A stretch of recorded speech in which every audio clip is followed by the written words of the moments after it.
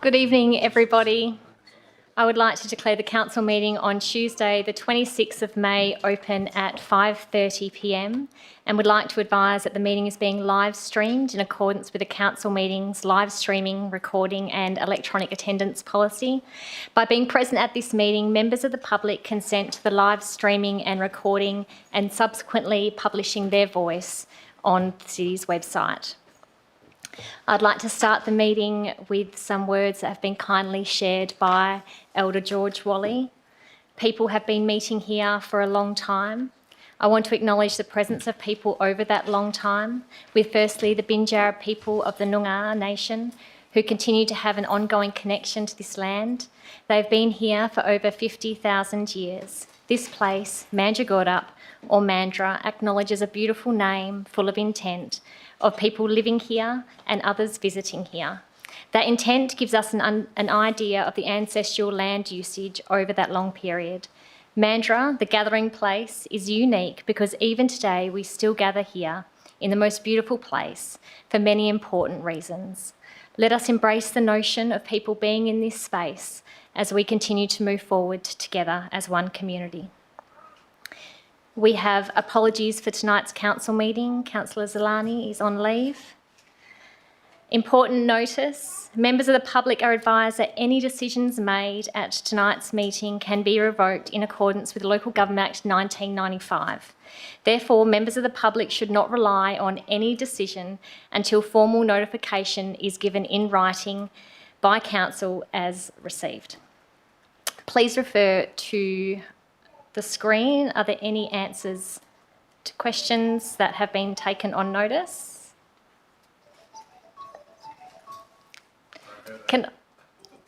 Thank you.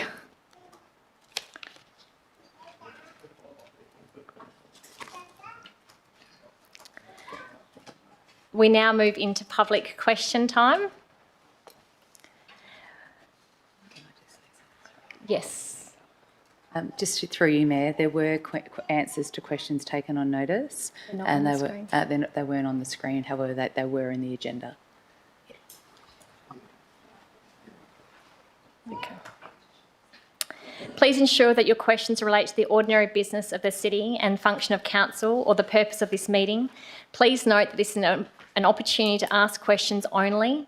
No additional statements or arguments will be permitted. During public question time, members of the public are given the opportunity to ask questions of council. Council will allocate 15 minutes for public question time. Once this time has been exhausted, I may move a motion to extend public question time by a further 15 minutes. The City is committed to ensuring fair and equitable access to public question time in accordance with council policy. Each member of the public who wishes to ask a question may ask up to 3 questions. Public question time must be conducted in accordance with the City of Mandurah's standing orders. Questions must not reflect adversely on the integrity of the City of Mandurah, including any elected member, city officer or other party. When called forward to ask your questions, please begin by stating your name. The City will make every attempt to provide an answer where this is possible. Your question will or may be taken on notice and a written response will be provided to you once the necessary research has been undertaken. This response will be included in the next council agenda. I now open public question time at 5:34 p.m. and invite Noel Fosbury to the podium. Thank you, Noel. Just state your name. Thank you. I'll sit. Thank you, Mayor Kearns. My name's Noel Fosbury, ratepayer for many years in the area. My questions concern compliance with and enforcement of the city's planning and building requirements for the temporary and permanent buildings at 64 Dandaragan Drive, Dawesville, and whether those requirements are being applied consistently. Question 1 is, the City has confirmed that no building permit was submitted nor approved for the link between the temporary pharmacy and the new building, yet the structure has already been built. What enforcement action will the City now take against the developer for carrying out unauthorised works? Thank you. I'll refer that to the Director of Strategy and Economic Development. Thank you. Through you, Mayor. So when the city make decisions about enforcement activities, it's based on assessment of a lot of risks, a wide range of them, and subject to legal advice. At the moment, the city is continuing to receive legal advice in relation to the enforcement of this matter. Thank you. Your second question? Second question is, it's my understanding that the planning basis upon which the City of Mandurah granted development approval for the temporary building was solely to permit short-term temporary use by the landowner within a designated building envelope, pending construction of landowner's proposed permanent building within a separate building envelope on the same lot, and with no mention of a link between the two. If that understanding is correct, on what basis does the City of Mandurah consider it lawful to permit the temporary building to remain on the land after the 30th of March 2026 and to be physically connected to the separate permanent building? Thank you, Mr Fosborough. I'll refer that to the Director of Strategy and Economic Development. Thank you. Through you, Mayor. So the city is in the process of assessing the application for an amendment to the existing development approvals relating to the development timing conditions. The assessment will be in line with legal advice and appropriate application of the Planning and Development Act 2005, noting that the commercial considerations do not form part of this assessment. Thank you. And Thank you. Your third question? Third question is a bit shorter. Will the city commit to enforcing its original approval conditions and require removal of the temporary building and unauthorised link, rather than allowing a retrospective approval after the works have already been completed? Thank you. I'll refer that to the Director of Strategy and Economic Development. Thank you. Through you, Mayor. So the city is required to assess the amendment to the development approval on its merits. Decisions of local governments are subject to appeal to the State Administrative Tribunal, and the city will be guided by legal advice in relation to the approvals and enforcement action of this. Thank you, Director, and Thank you, thank you, Noel, James. for your time. No worries. I'll now invite Jacqueline de Bravo.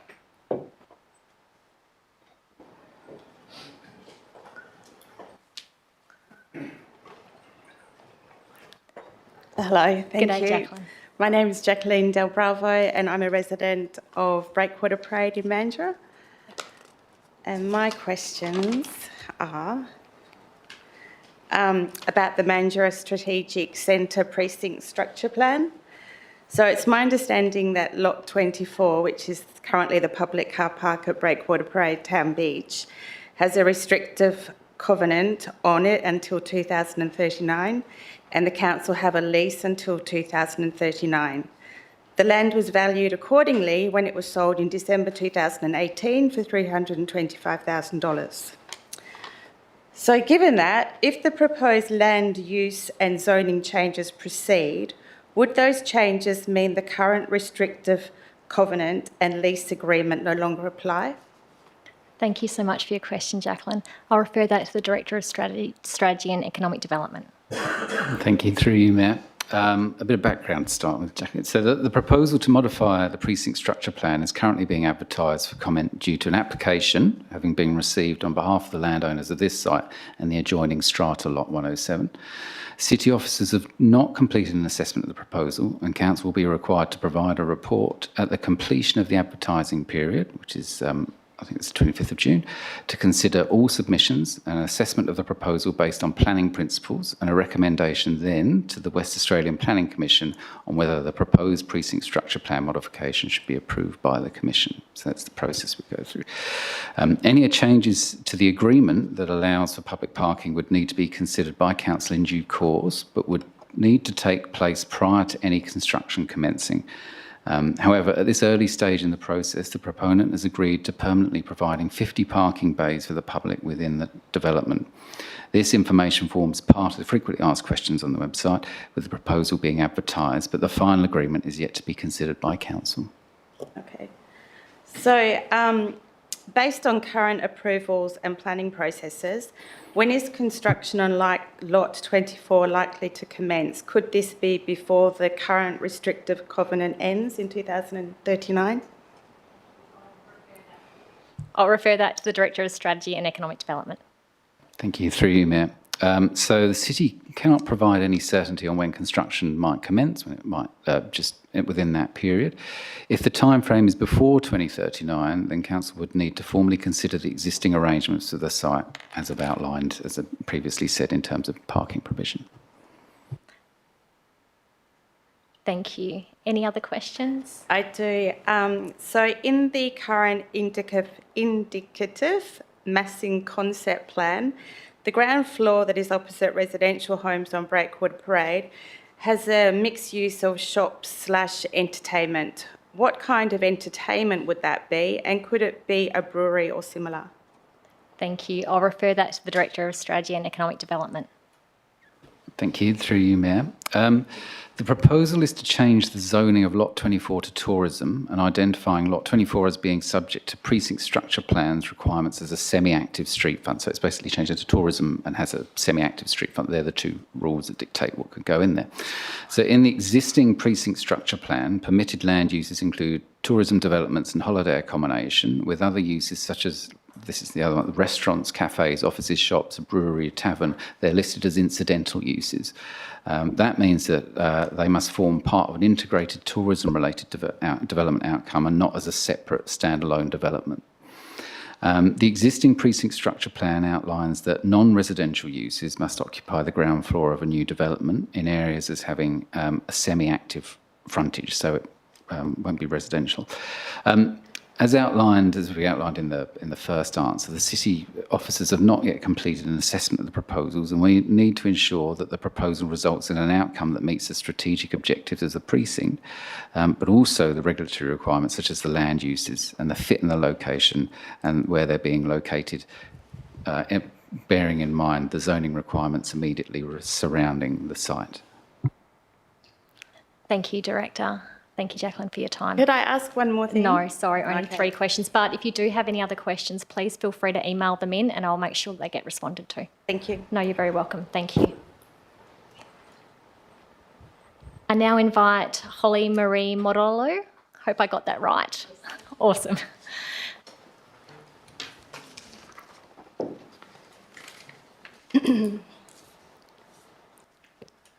Thank you, councillors.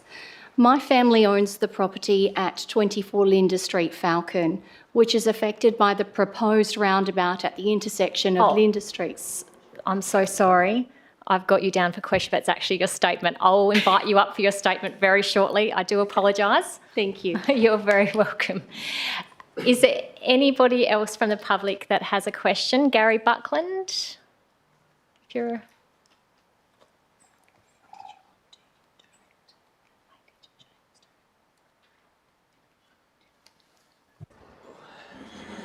Yes, Gary Buckland. G'day, Gary. How you going? I'm going well. That's good. My question is to the Mayor. It's reference to the article that's in the local rag today, shortfall without rate rise. Now, you mention in that, the statement in the paper mentions that there's going to be 6 new positions, engineering, whatever, in that. Do you agree with that statement, the whole statement as it's written? I haven't read the article. Can I get back to you on that? Take that on You want notice? to read the article now? I'm happy to read the article and then I will get back to you. I'll take that on notice. What, on tonight or what? You're I going to can- take it on notice, are you? Yeah, I'm taking that on notice. I can respond to you. I haven't read the full article yet, but I will take that on notice. Thank you. Thank you, Gary.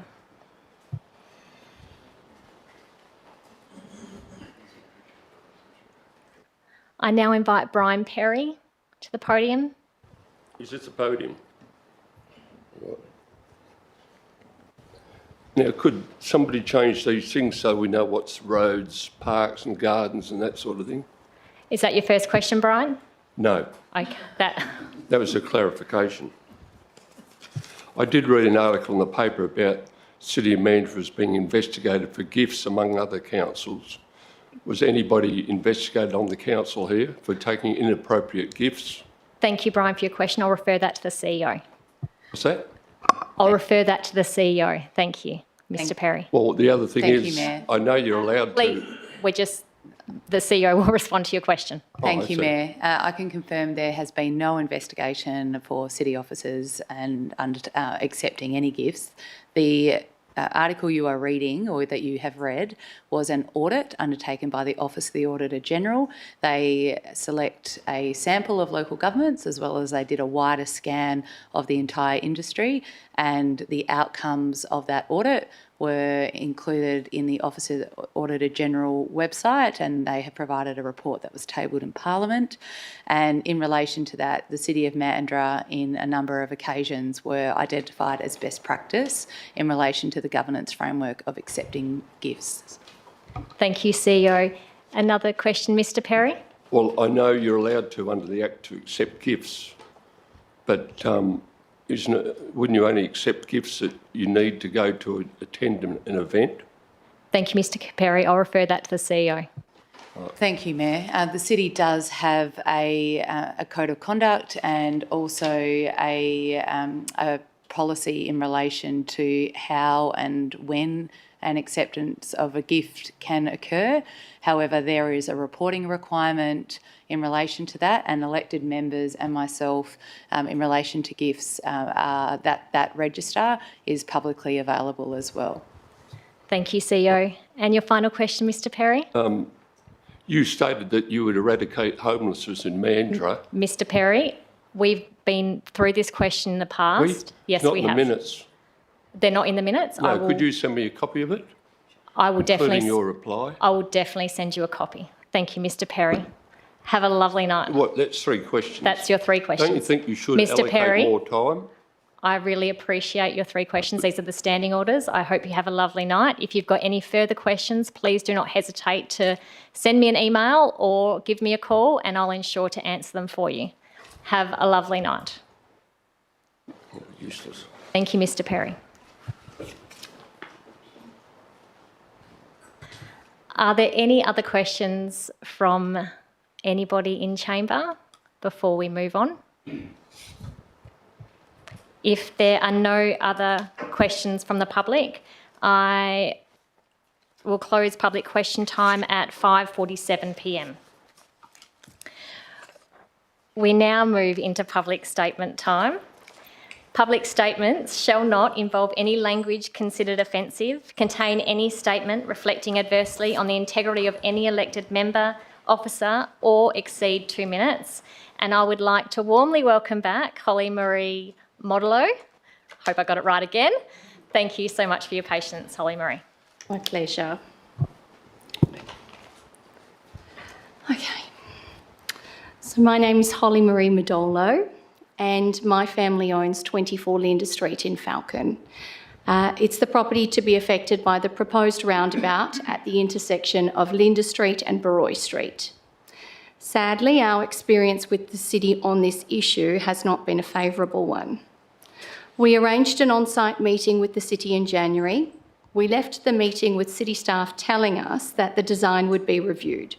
We were also told that individual residents would be met with following that design. In February, only after we followed up, the city responded, indicating that the design team was reviewing the design and again would be in contact. That contact did not occur. 2 months later, having still heard nothing, we again followed up.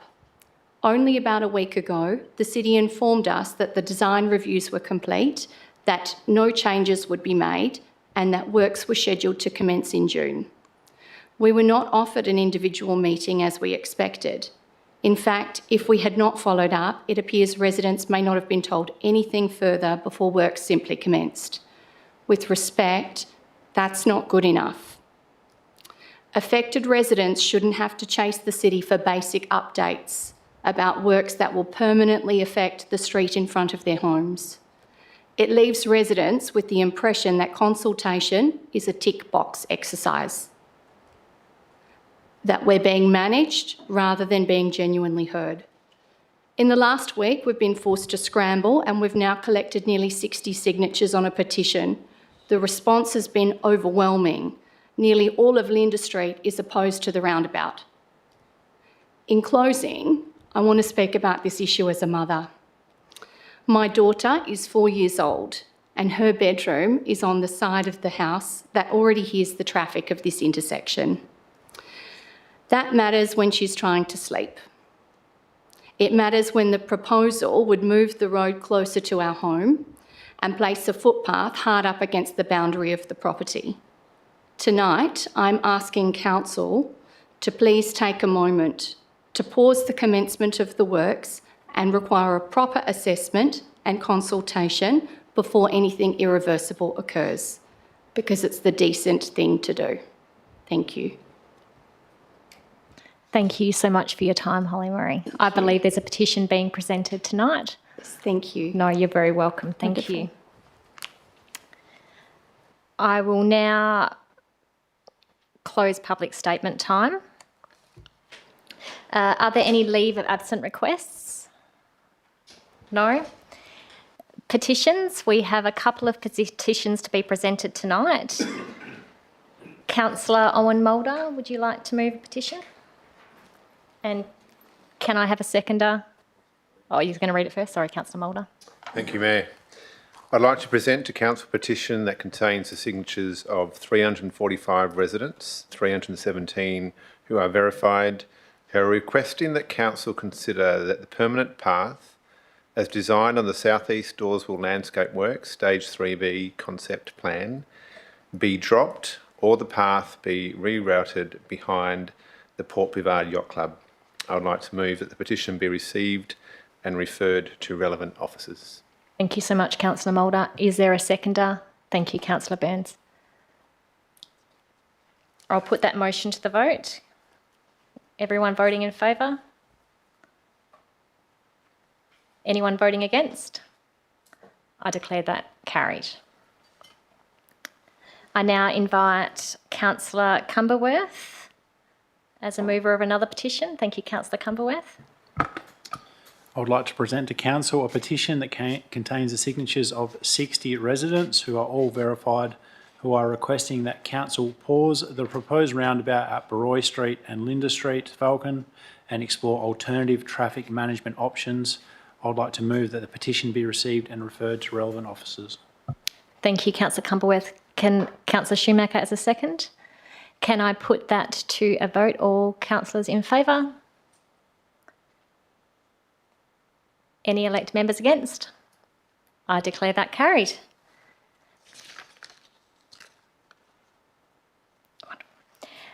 There are no presentations for tonight's meeting.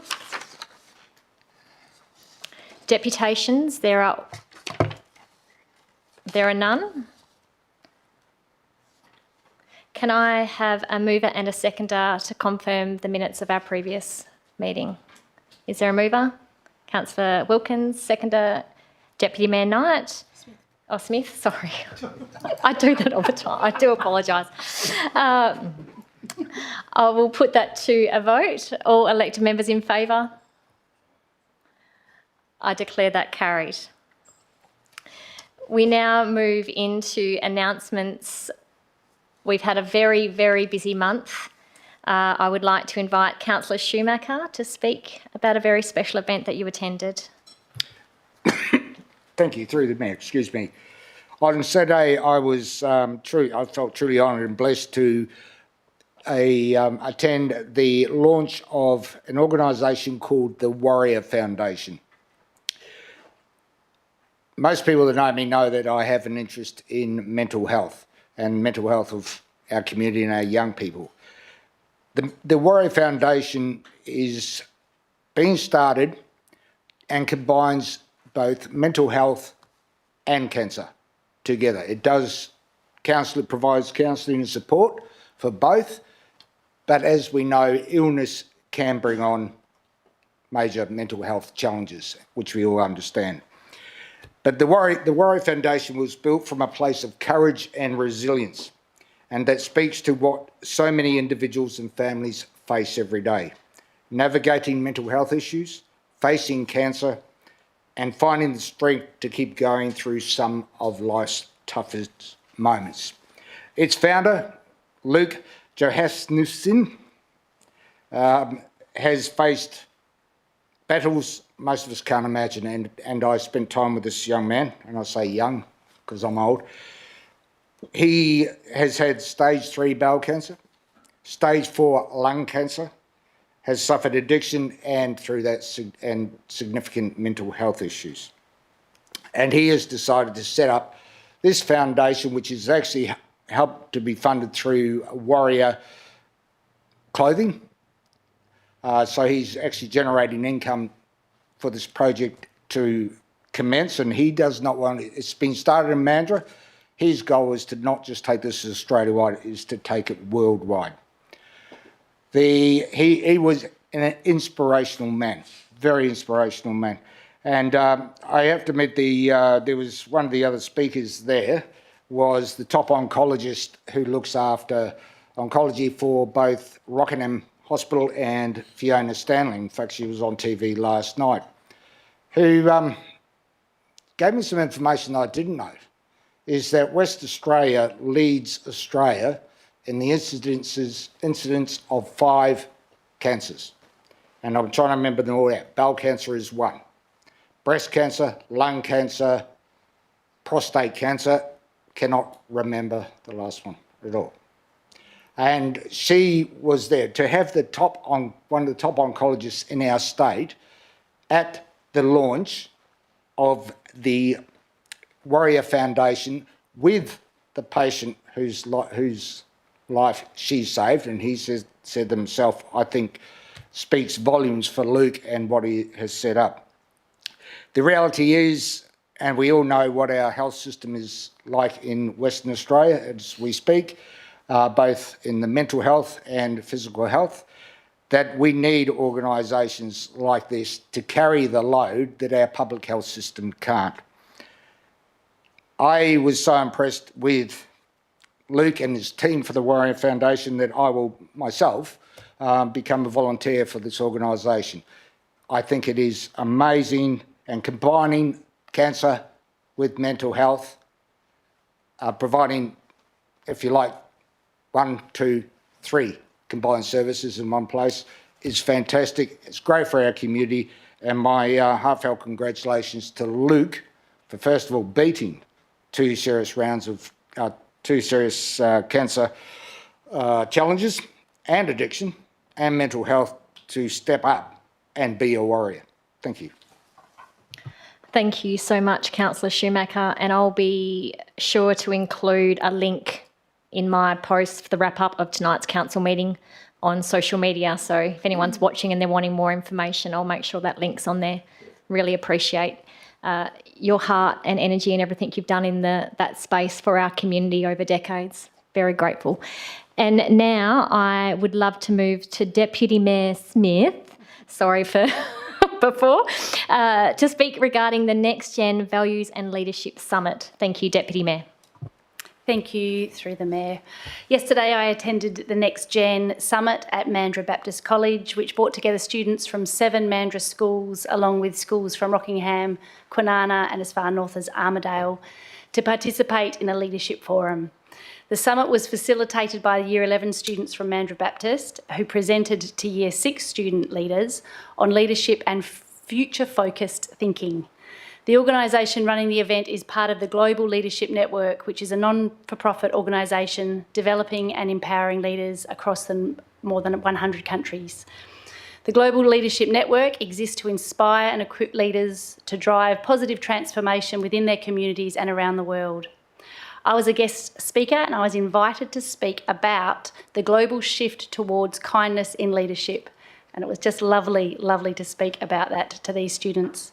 I was extremely impressed at the enthusiasm, positivity and drive within the group, and I really wish there had been more initiatives like that when I was at school. Big shout out to Cornelia Smith for being the champion of this initiative in our community. Thank you. Thank you so much, Deputy Mayor Smith. I know that you would have been the perfect speaker in that space. I will now briefly speak on what has been a massive week in Mandurah. Last week we had National Volunteer Appreciation Week in Mandurah, and there were lots of different events throughout the week that multiple elected members went to But I just think it's really important to do a massive shout out to every single person that gives up their time to care for people in our community, to care for, you know, if it's animals, environment. We have so many amazing people that continue to show us what service looks like and putting others before self, which is really, really important in a time where life can be quite challenging for people. And I have heard it several times spoken that, you know, if you removed our volunteers from our community, what would our community look like? And I don't think it would be a place that many of us would want to live in. And as somebody who started volunteering in Mandurah when I was 13, I would like to personally thank all of those volunteers that walked alongside me as a young person in this community, because of them, I get to now be the mayor of this amazing city, and I'm just so grateful for the input and impact they had in my life. But to the elected members, I know that we do have elected members that also volunteer, are on boards, are on P&Cs, are actively involved in their community outside of their roles as elected members. I just want to say a massive thank you to you as well for everything that you're doing outside of this space to make Mandurah what it is. And while we're talking about Mandurah as it is, we have some very, very special people with us this evening, this month's local legend, and it is a real privilege to be able to shine a light on different people in our community. And I encourage anybody, if you do have people that you feel we should be shining a light on, don't hesitate to reach out and send me an email. This month's local legend is our extraordinary Mandurah Scouts. And do you guys just want to stand up? Because we've got several of you here tonight. Can we give them a massive round of applause?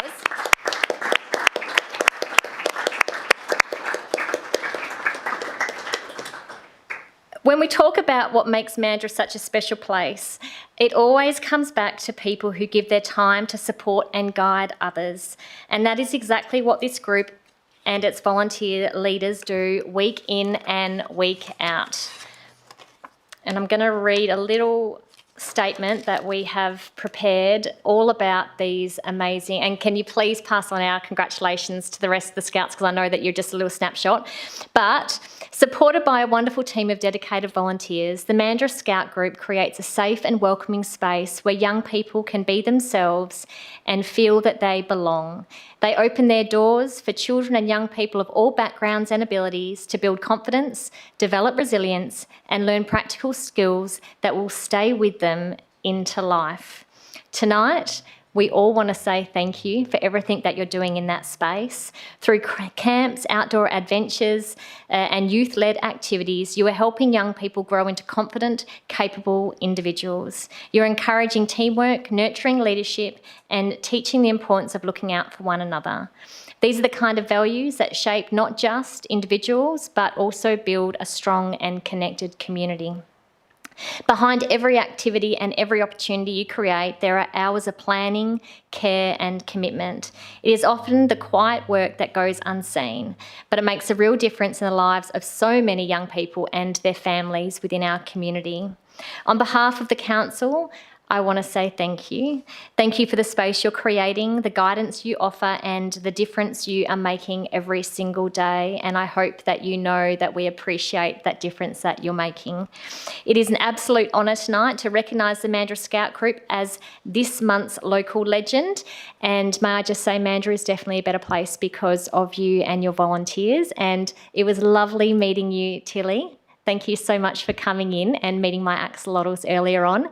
And now I get to give you the certificate and you can keep it and take it home. Well, probably back to Scouts, but I'll give you the certificate. One moment.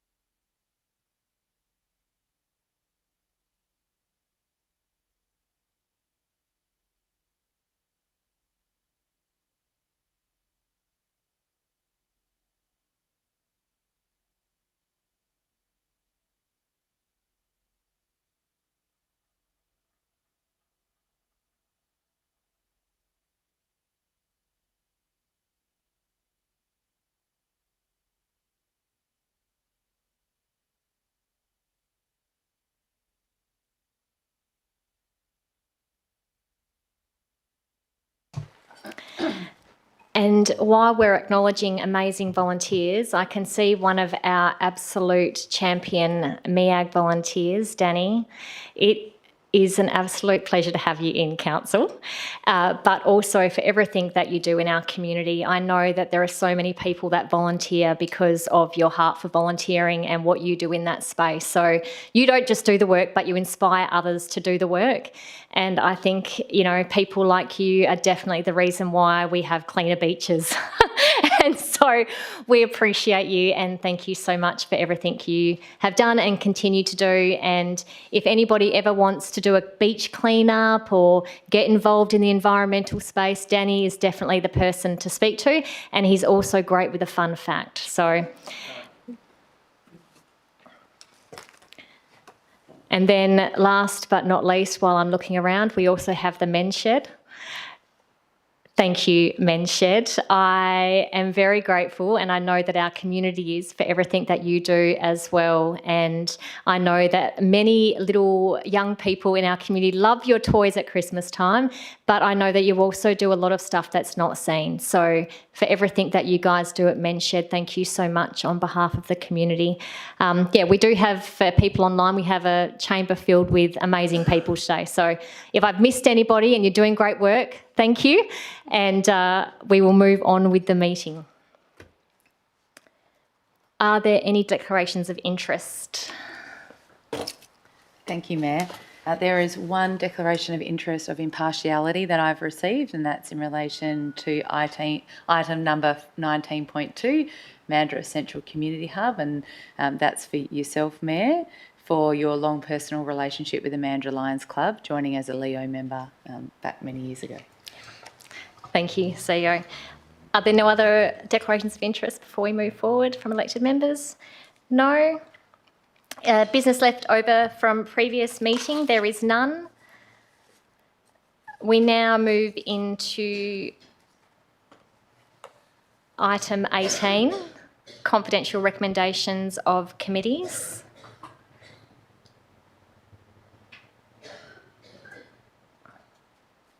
The recommendation is on screen.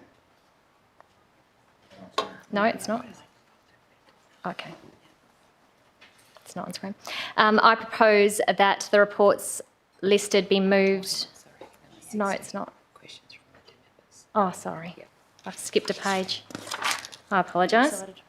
I got excited. All right, we're now going to move into questions from elected members, which we do have a few tonight. We will start with Councillor Schumacher. Councillor Schumacher. Thank you, through the Mayor, to the relevant officer.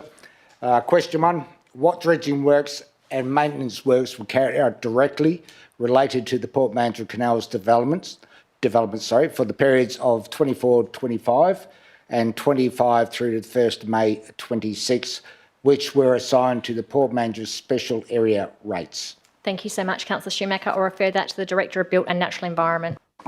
Through the Mayor, if I could please take that question on notice. Thank you. Absolutely. Councillor Schumacher. Question 2, what was the actual cost of these works as per these periods? I'll refer that to the Director of Built and Natural Environment. Through the Mayor, if I could also please take that question on notice. Absolutely. Councillor Schumacher. And a third question in relation to the canals, what was the percentage contribution from the special area rates collected from ratepayers and from the City of Mandurah? Thank you, Councillor Schumacher. I'll refer that to the Director of Built and Natural Environment. Through the Mayor, if I could also please take that question on notice. Thank you. Thank you. Councillor Schumacher. Thank you, through the Chair. I've noticed that traffic congestion in the CBD is increasingly. Sutton Street is regularly backed up from Pinjarra Road to Gibson Street and sometimes beyond. This not only happens during peak hour, it often happens early during the mid-afternoon, and in fact it can happen any time of the day. How is the City planning to alleviate this traffic congestion on Sutton Street and on the CBD road network? Thank you so much, Councillor Schumacher. I'll refer that to the Director of Built and Natural Environment. Through the Mayor, City officers are presently, through an expert consultant, undertaking modelling work of the intersections around the city centre.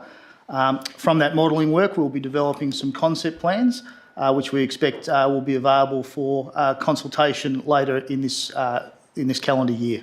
Thank you. Thank you, Director. I now invite Councillor Cumberworth for your questions. Thank you, Chair. Would you like me to read all the questions at once or one by one? Separately, if that's possible, please. How many crashes have occurred at the intersection Linda and Baroy Street? I'll refer that to the Director of Built and Natural Environment. Through the Mayor, the City's black spot submission was made in 2023-24 and was based on the 2019 to 2023 crash data period, which is available through Main Roads and the Department of Transport. There were 4 crashes of medical injury severity, with 1 in 2020, 2 in 2021 and 1 in 2022 during that period. While outside of the period that was, part of the black spot submission, there has been a further crash of major property damage severity, which occurred in 2024. So that culminates in 5 significant crashes in the period 2020 to present. Thank you. Thank you, Director. Councillor Cumberworth. What were the vehicles and what was their direction of travel? Thank you, Councillor Cumberworth. I'll refer that to the Director of Built and Natural Environment. The crashes were all right-angle collisions, with 4 of the 5 crashes involving cars or utility vehicles, with each crash involving a vehicle travelling on Baroy Street and a vehicle travelling on Linda Street.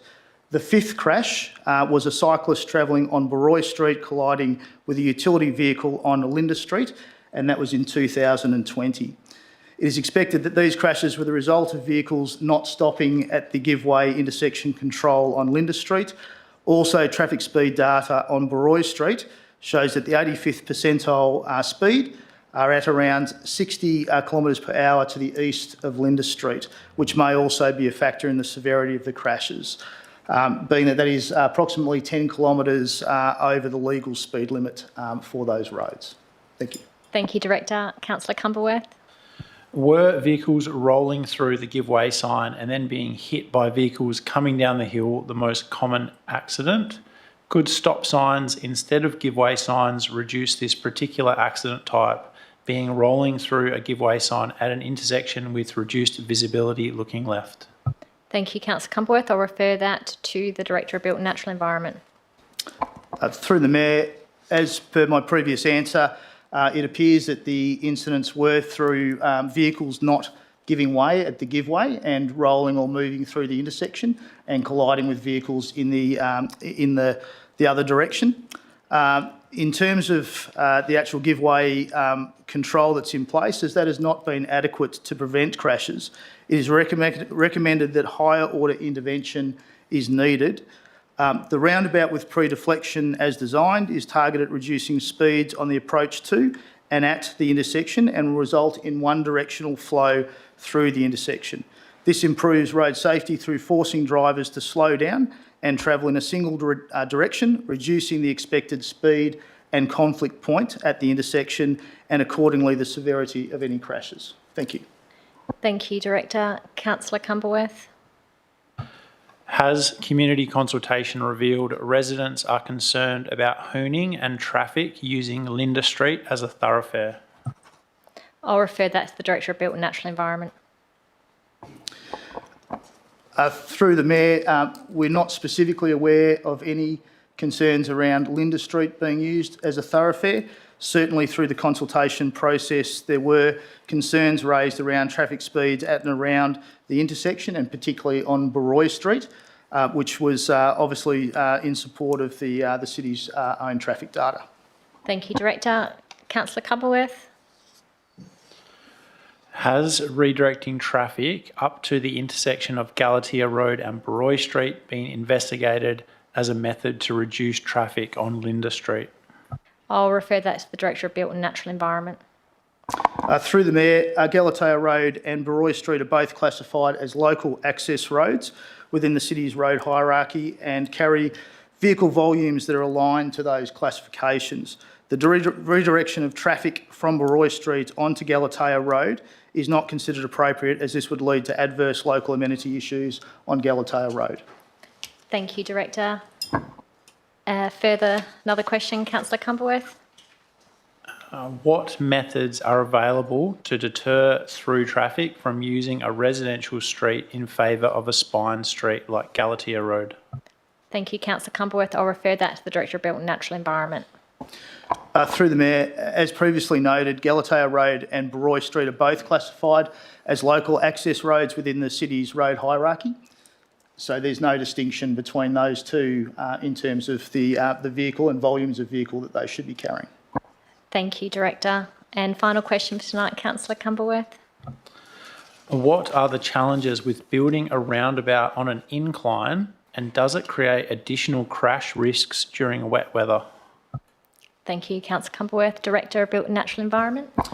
Through the Mayor, the design includes pre-deflection on each approach to the roundabout to slow vehicles down ahead of reaching the roundabout.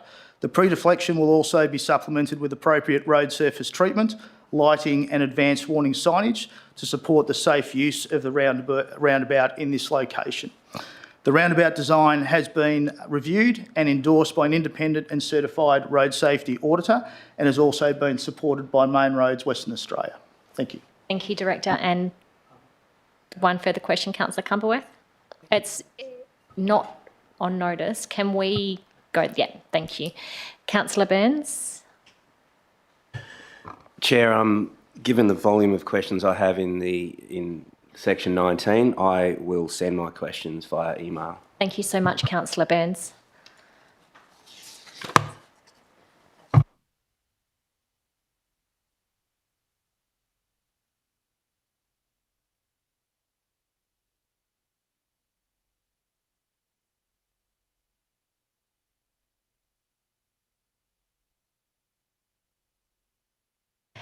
Are there any other questions from elected members without notice? Councillor Cumberworth. Thank you, Chair. What are the different categories of road within the city's road hierarchy, please? Thank you, Councillor Cumberworth. I'll refer that to the Director of Built and Natural Environment.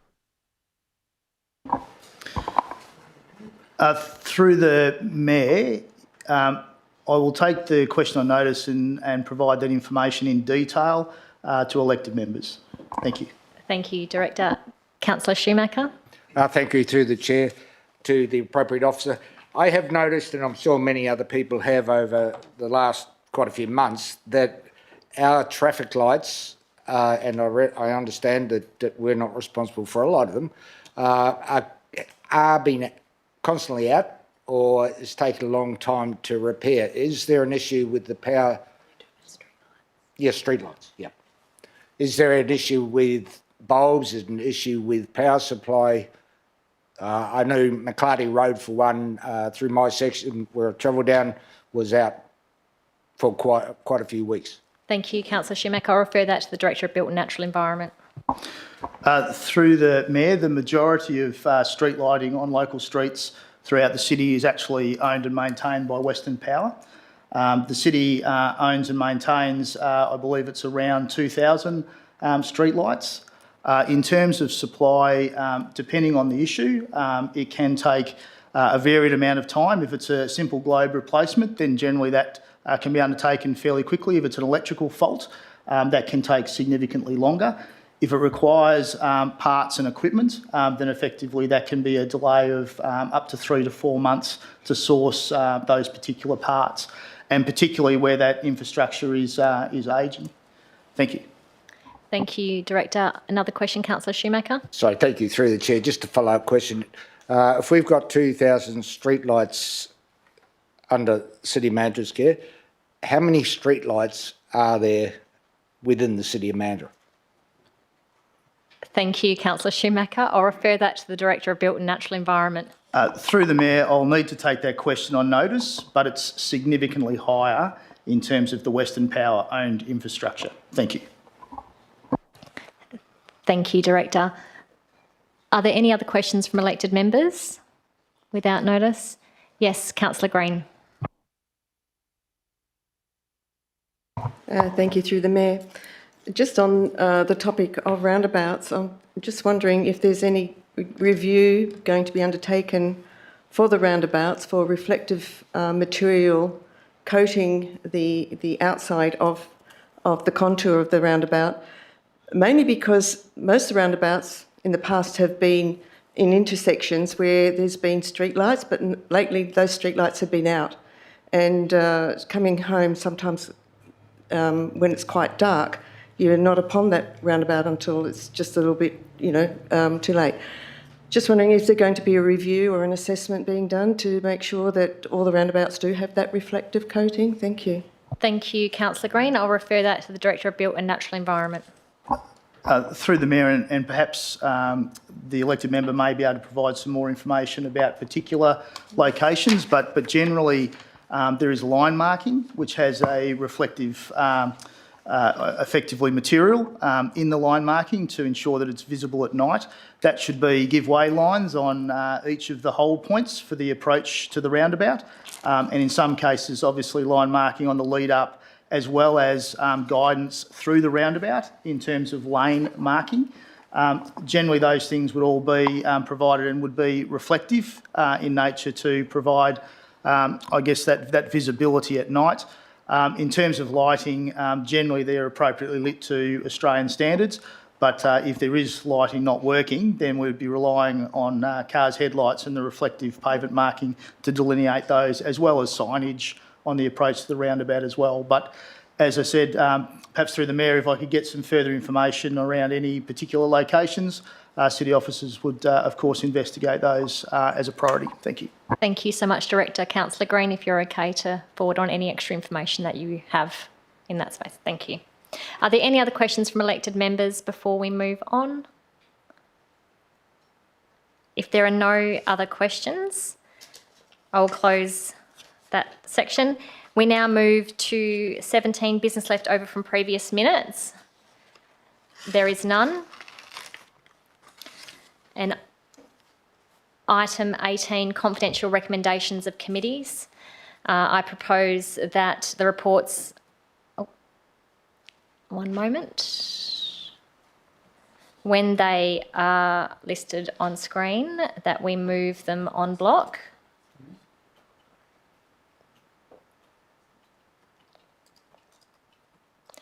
As elected members are aware, if anybody wishes to discuss an individual report, please indicate now, and so then we can withdraw any item or separate them for consideration if that's what we decide to do. Yeah, CEO, would you like to speak to that? Thank you, Mayor. I'll list the agenda items that you're proposing. It's ARIC 26-7, the item Work Health and Safety Performance Review. It's now on your screen, those three items. Thank you. Thank you. Sorry, a couple of technical issues tonight. So I'm happy to move them en bloc. If there are no elected members wishing to speak, is there anybody wishing to second? Yes, thank you, Councillor Knight. I will put that to a vote. All in favour? Nobody against? I declare that moved. Carried.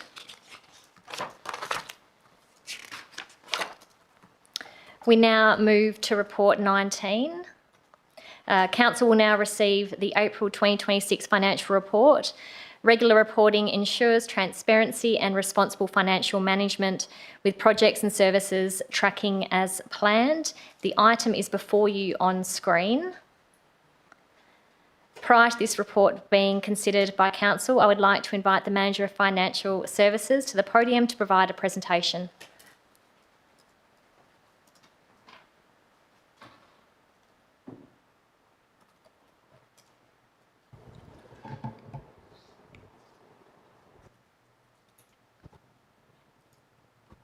Thank you.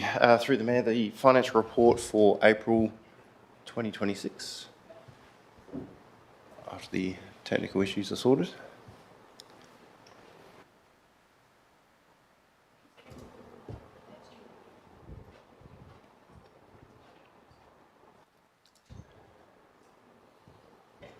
We can just go through like that. So a quick look at the graphs for operating. So operating income, our actuals are above budget and still sitting there. Operating expenditure, actuals are below the budget line where we do like to see them, but tracking along nicely. Look at the next slide for our capital graphs. Non-operating income, that is related to our capital expenditure. So as projects are completed, we do receive that income. So we do expect projects to start being completed over the next couple of months, and we should see that spike. Capital expenditure sitting below budget. You will note the large difference between actuals and the committed balance as well. So we do have that committed balance that we expect to spend over the next couple of months. A look at the interest trends. So interest saved through the city's loan offset is sitting at 141,500 for the year to date. Term deposit interest rates are attracting rates of up to 5.1% currently, so that has increased over the last couple of months. A look at our rates receivable. For April 2025, the city had received 94.1% of its rates collected. At April 26, we are sitting at 94.8%. So we are above where we were at the same time last year. And we do expect to see that trend continue to the end of the financial year. For properties on the next slide with a balance of greater than 10,000, we are sitting just below where we were last year. And properties with a balance of 3 to 10,000, we are slightly above where we were last year as we try to get through the interims for this year. In the April report, there are a number of budget variations that I'll take as read in the report. And for April, we do have 2 tenders that are on the screen, and I'll take as read in the report, but I'd like to note that the city's procurement team observed the tender evaluation process and is satisfied that the probity and procedural aspects relating to the evaluation were compliant. Thank you. Thank you to the Manager of Finance. We now move to the recommendation, which is on screen. In this recommendation, we also have a position for the Access and Inclusion Committee. There's only been one nomination, which is Councillor Cumberworth. Can I please have that included?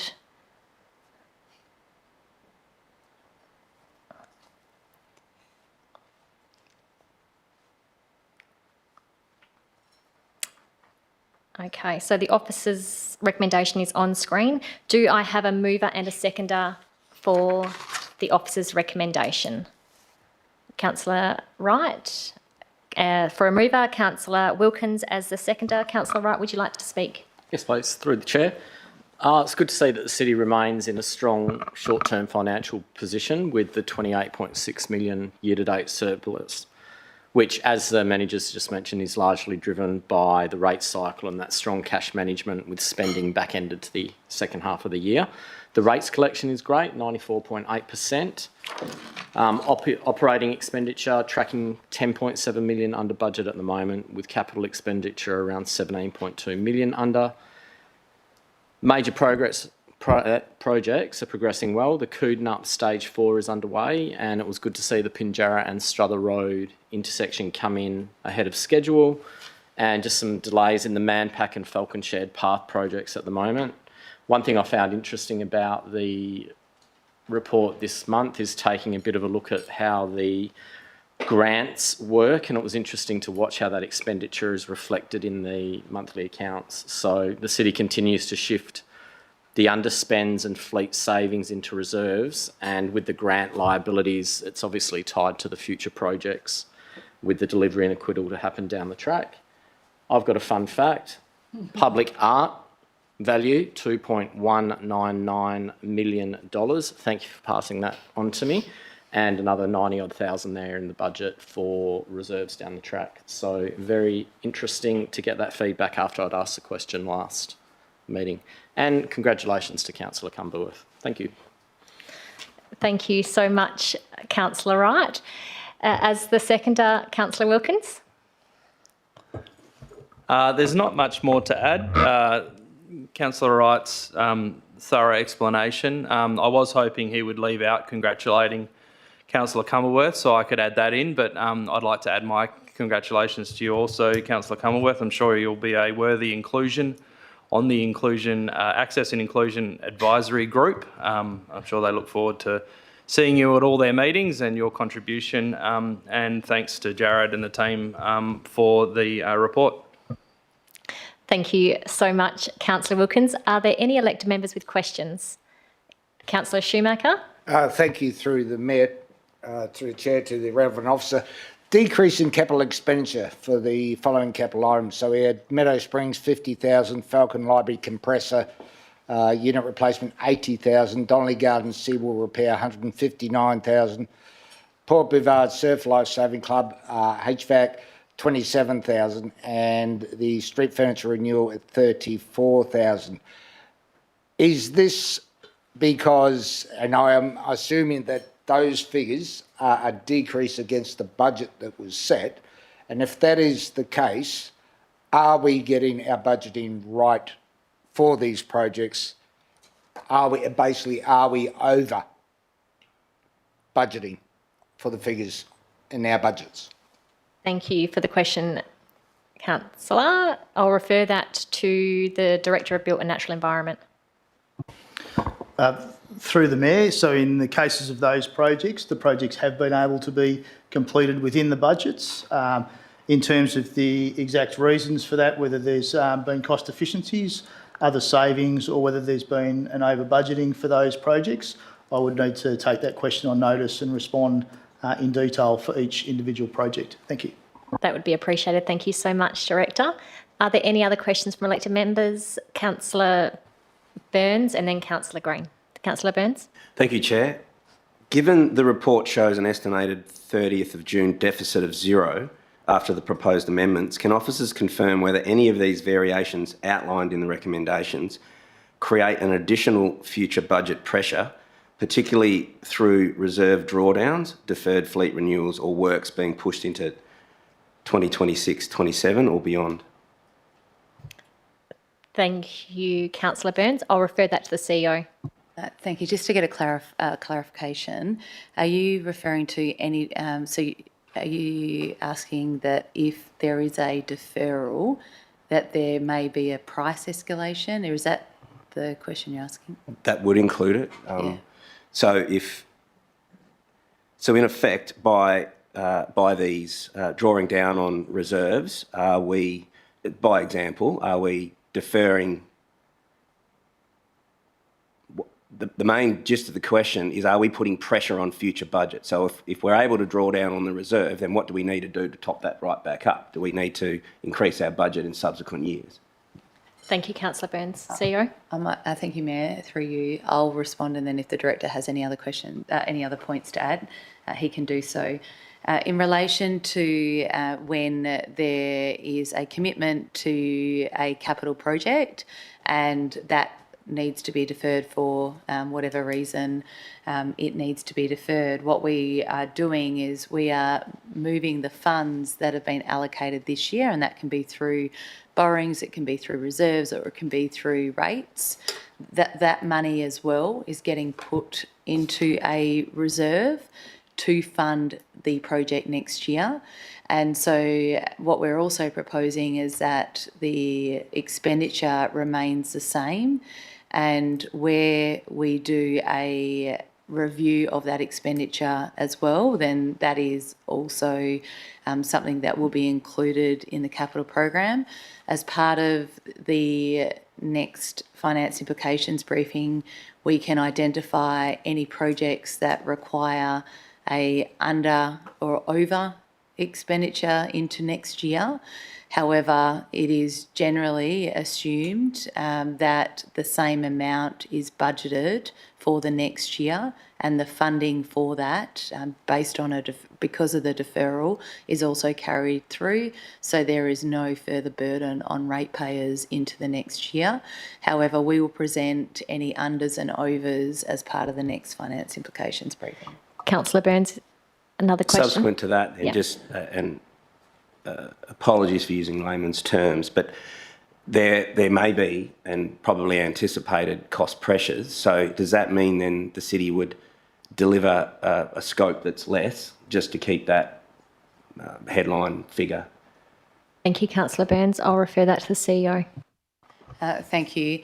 It is difficult to respond in general in relation to that. There is always, especially when there's a grant commitment to reduce a scope, and that would have to be approved by the funding body to do that. So there is always and we can present also whether if there is an increase in a deferred project, the strategy that we are recommending to council into the next year, what that is, and that could include potentially a reduction in scope, or it could include staged, where there is an amount that still needs to be delivered, or a acceptance by council to increase the cost for that capital project as well. There's many ways to do that, but we can certainly include that in the presentation this month. Thank you, CEO. Councillor Burns, another question. Thank you, Chair. In relation to the 44,000 approximately for 10 Casilda Street asbestos contamination works, what confidence do officers have that the city will recover those costs through legal processes? And if recovery is unsuccessful, will that cost remain a draw on the Waste Management Reserve? Thank you, Councillor Burns. I will refer that to Brendan. Thank you, Madam Mayor.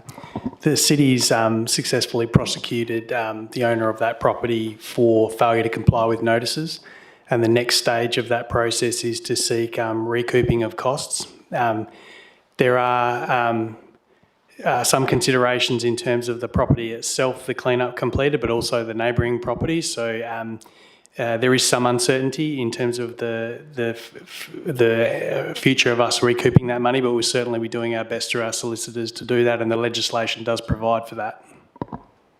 Thank you, Councillor Burns. Is there any other questions? I'll move to Councillor Green. Thank you, Mayor. Through the question of Councillor Burns, I think my question has been asked and answered. Thank you. Thank you, Councillor Green. Councillor Schumacher. Thank you, through the Chair, and I sort of raised this at the time of my last questions. We'll note that the increased capital expenditure of 150,000 for shared path renewal program project, and that is to be funded by an $18,000 underspend at Lively Place, a $41,000 underspend on traffic management minor works, and a $91,000 underspend on Old Coast Road bypass.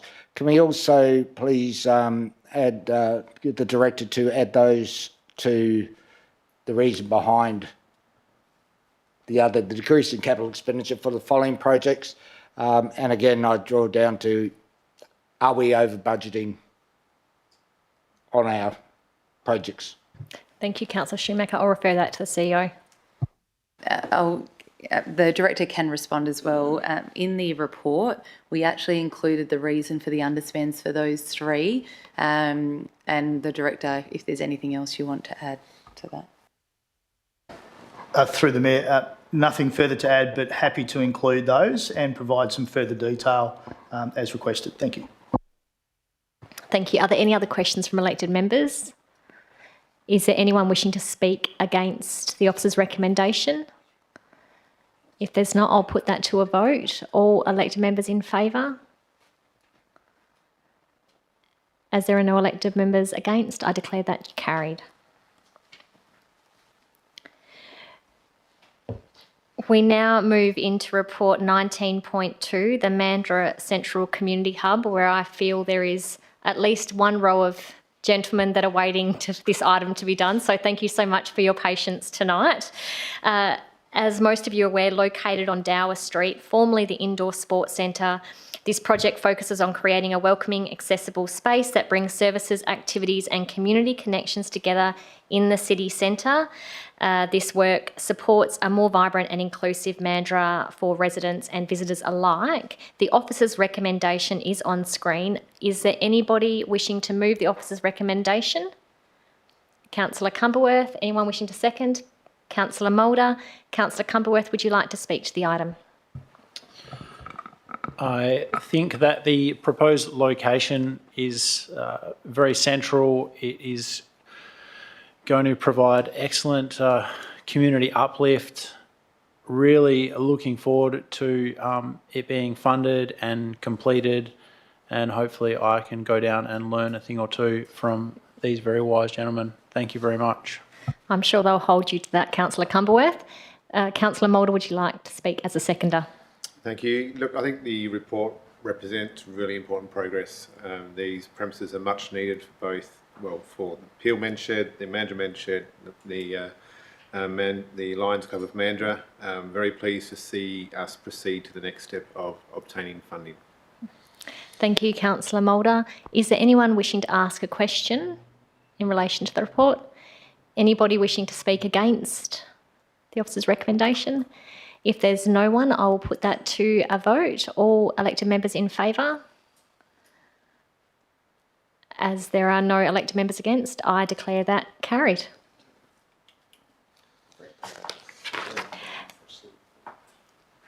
You're more than welcome to stay for the rest of the meeting, or you can leave now if you feel if you would like to. No pressure. Thank you to the Men's Shed for coming in.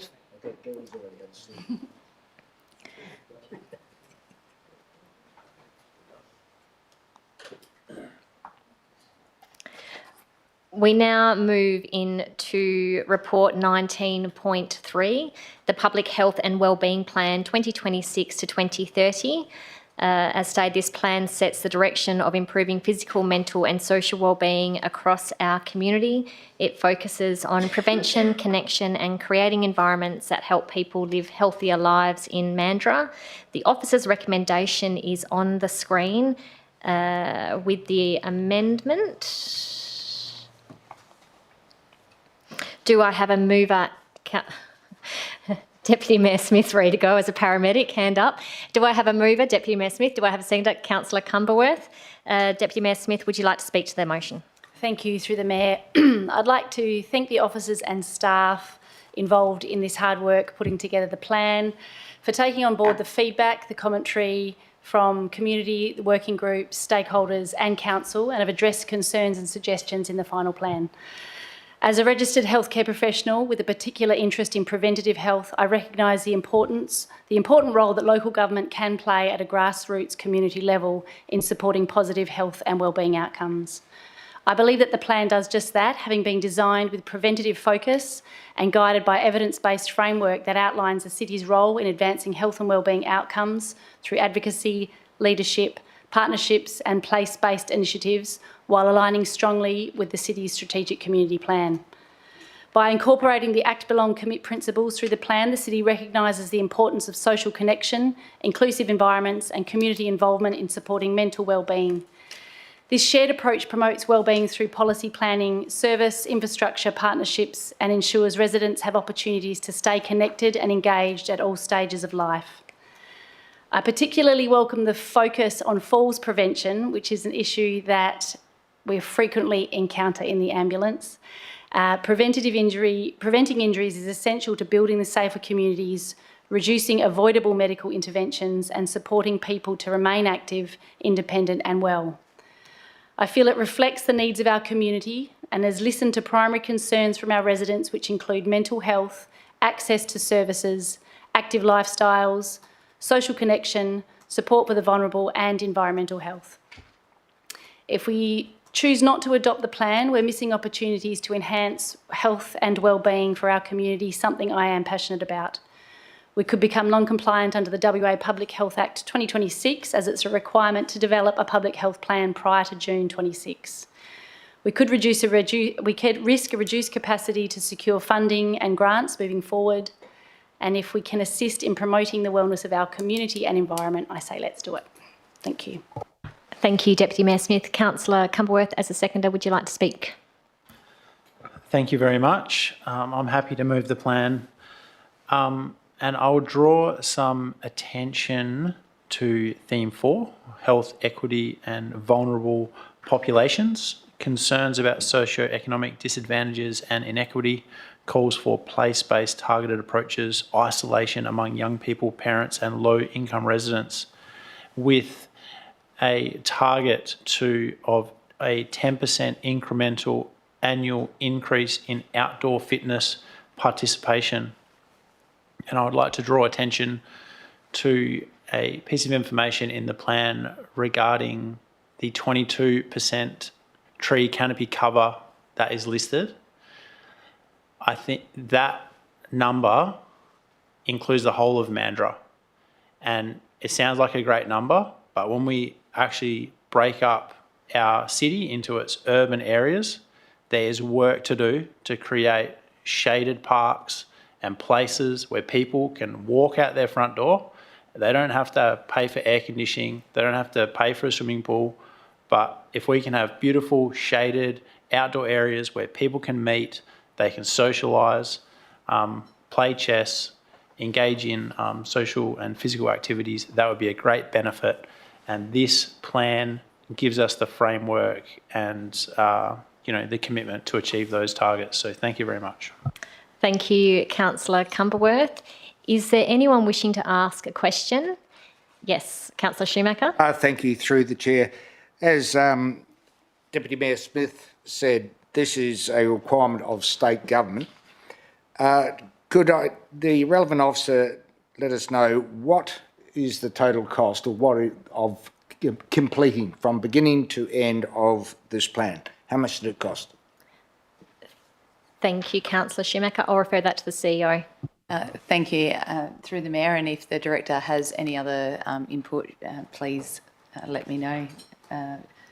In terms of cost, it's our resources that have undertaken this plan, it's the engagement, so this has all been done in-house. We haven't tracked that, so unable to give you that answer, unfortunately.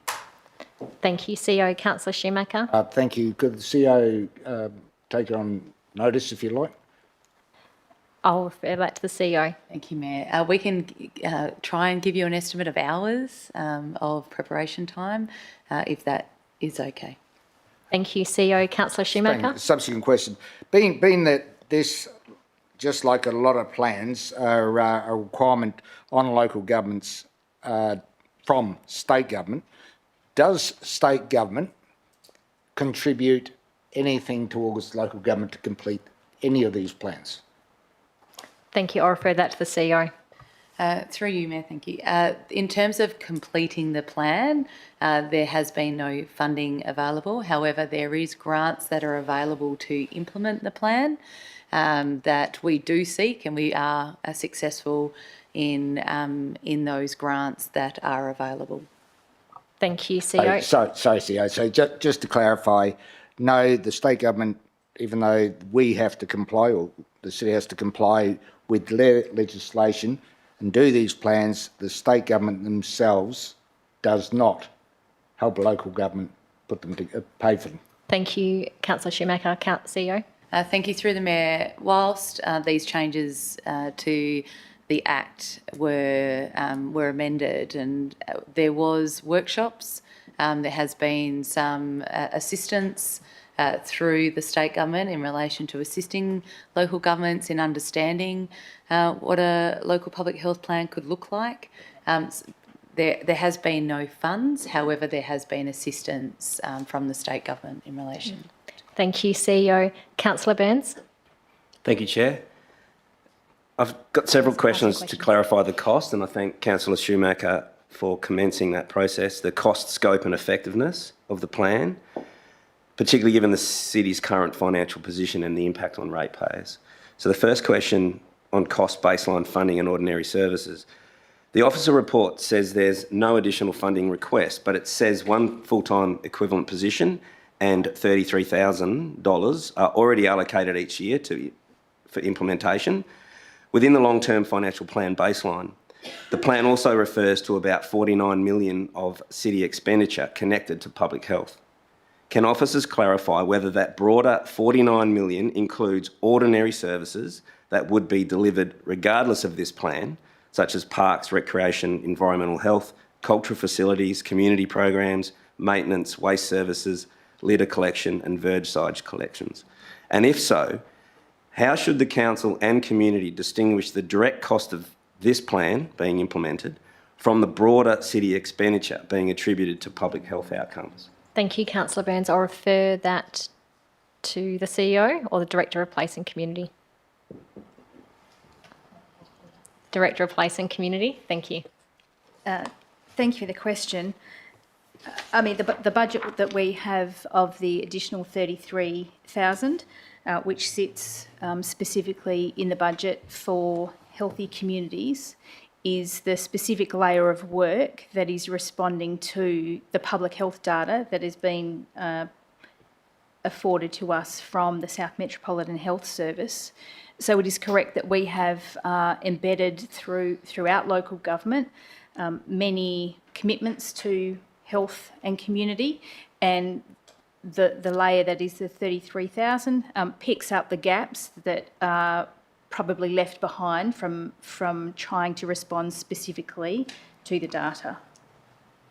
Thank you, Director. Councillor Burns. Thank you, Chair.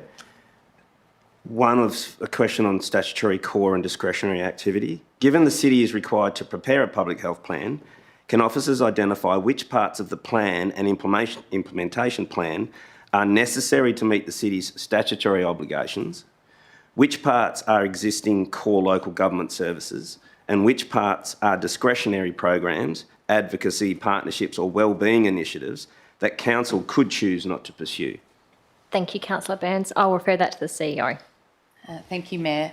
In relation to discretionary and core and that commentary, it really is up to council to determine the level of service, and that relates to maybe the traditional meaning of local government, where even roads and the road maintenance and the level of service, well, that really does rely on a level of service that council commit to. So again, public health and the initiatives of the 33,000 is nothing that, it doesn't change the level of service that we currently provide.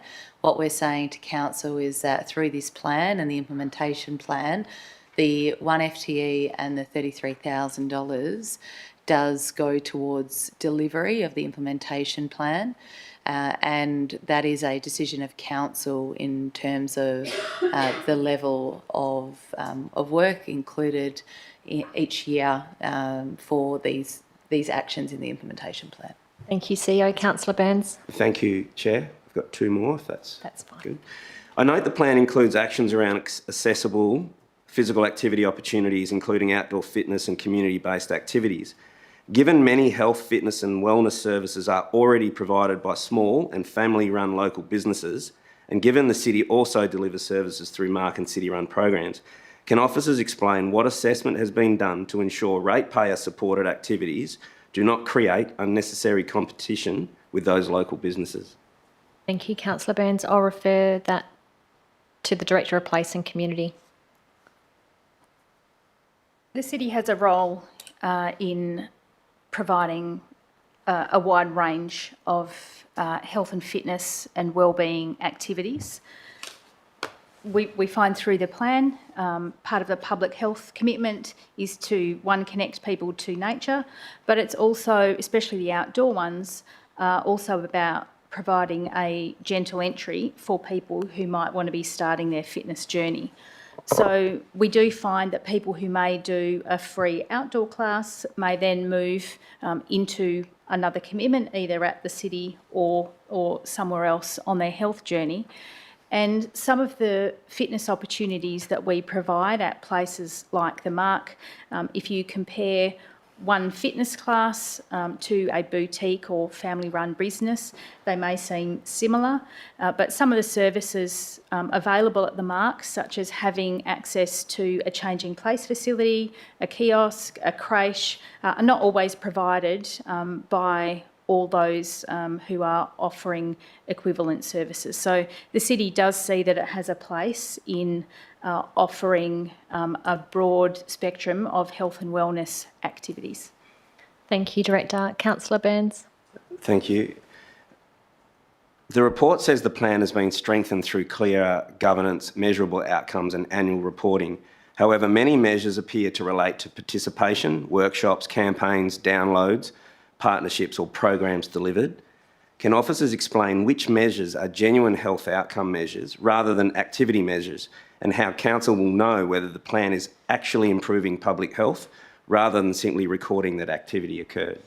Thank you, Councillor Burns. I'll refer that to the CEO. And then, if through you, Mayor, if that's okay, the Director can also include it. Just in relation to measures, there are already measures through one of them in the Prevent. Number one is comparison of the South Metro Health Service community profile data over 3-year periods. So there is other measures from external sources that will be part of the update on how the community is tracking. It is important to know, though, that the Act, Belong, Commit does require many stakeholders, and generally, and we do stress this in the plan, it is up to the individual to ensure that they live a healthy life, and that's what the main objective of the plan is, and to provide the environment for them to have a healthy lifestyle. So there are measures, however, some of the measures do include directly what we can do, and with a minimal budget and the resources allocated, there are some measures that we have to include that we may not be able to influence or directly control. So what we also trying to do in our measurement is where we can control it, we will put those in, but also in relation to the prevention side, we'll still track the population, our community, in relation to whether we're improving our health statistics as a local government. If the Director of Place and Community has anything else to include around measurements, please.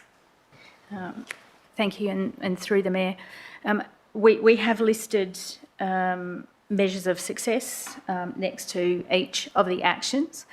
We are basing those measures on generalist research, and we are responding with a program to match the outcomes of that research. So if we pick up an example like Deputy Mayor made around falls, if we run a falls prevention workshop, we wouldn't be able to attribute an individual coming to the workshop and then not having a fall because it's actually too broad. But when we share information and share experience and the health and wellness journey of an individual, all of that would add up for that person to be making healthier choices. Thank you, Director. Are there any other questions from elected members? Is there anyone wishing to speak against the item? Councillor Burns. Thank you, Chair. I accept the City is required to prepare a public health plan. I acknowledge that many issues raised are serious: mental health, chronic disease, injury prevention, social isolation, and access to services. However, I cannot support the plan in its current form. Plans like this often rely on good intentions and aspirational language. Health, wellbeing, prevention, children, older residents and future generations are all important. But good intentions are not enough in government. We are spending money raised through compulsory rates when households are under real pressure. The report says there's no additional funding request, but I accept that officers are not asking for a new allocation tonight, but that is not the same as saying the plan has no cost. It confirms that one full-time equivalent position and 33,000 are already allocated each year for implementation within the long-term financial plan baseline. Existing spending is still spending. Staff time is still a cost. Once expenditure is embedded, it becomes part of the assumed cost structure ratepayers carry year after year. The plan also refers to about 49 million of City expenditure connected to public health. If that includes ordinary services delivered anyway, such as parks, recreation, environmental health, cultural facilities, community programs or maintenance, Council needs a clearer distinction between the direct cost of this plan and the broader City expenditure being attributed to public health outcomes.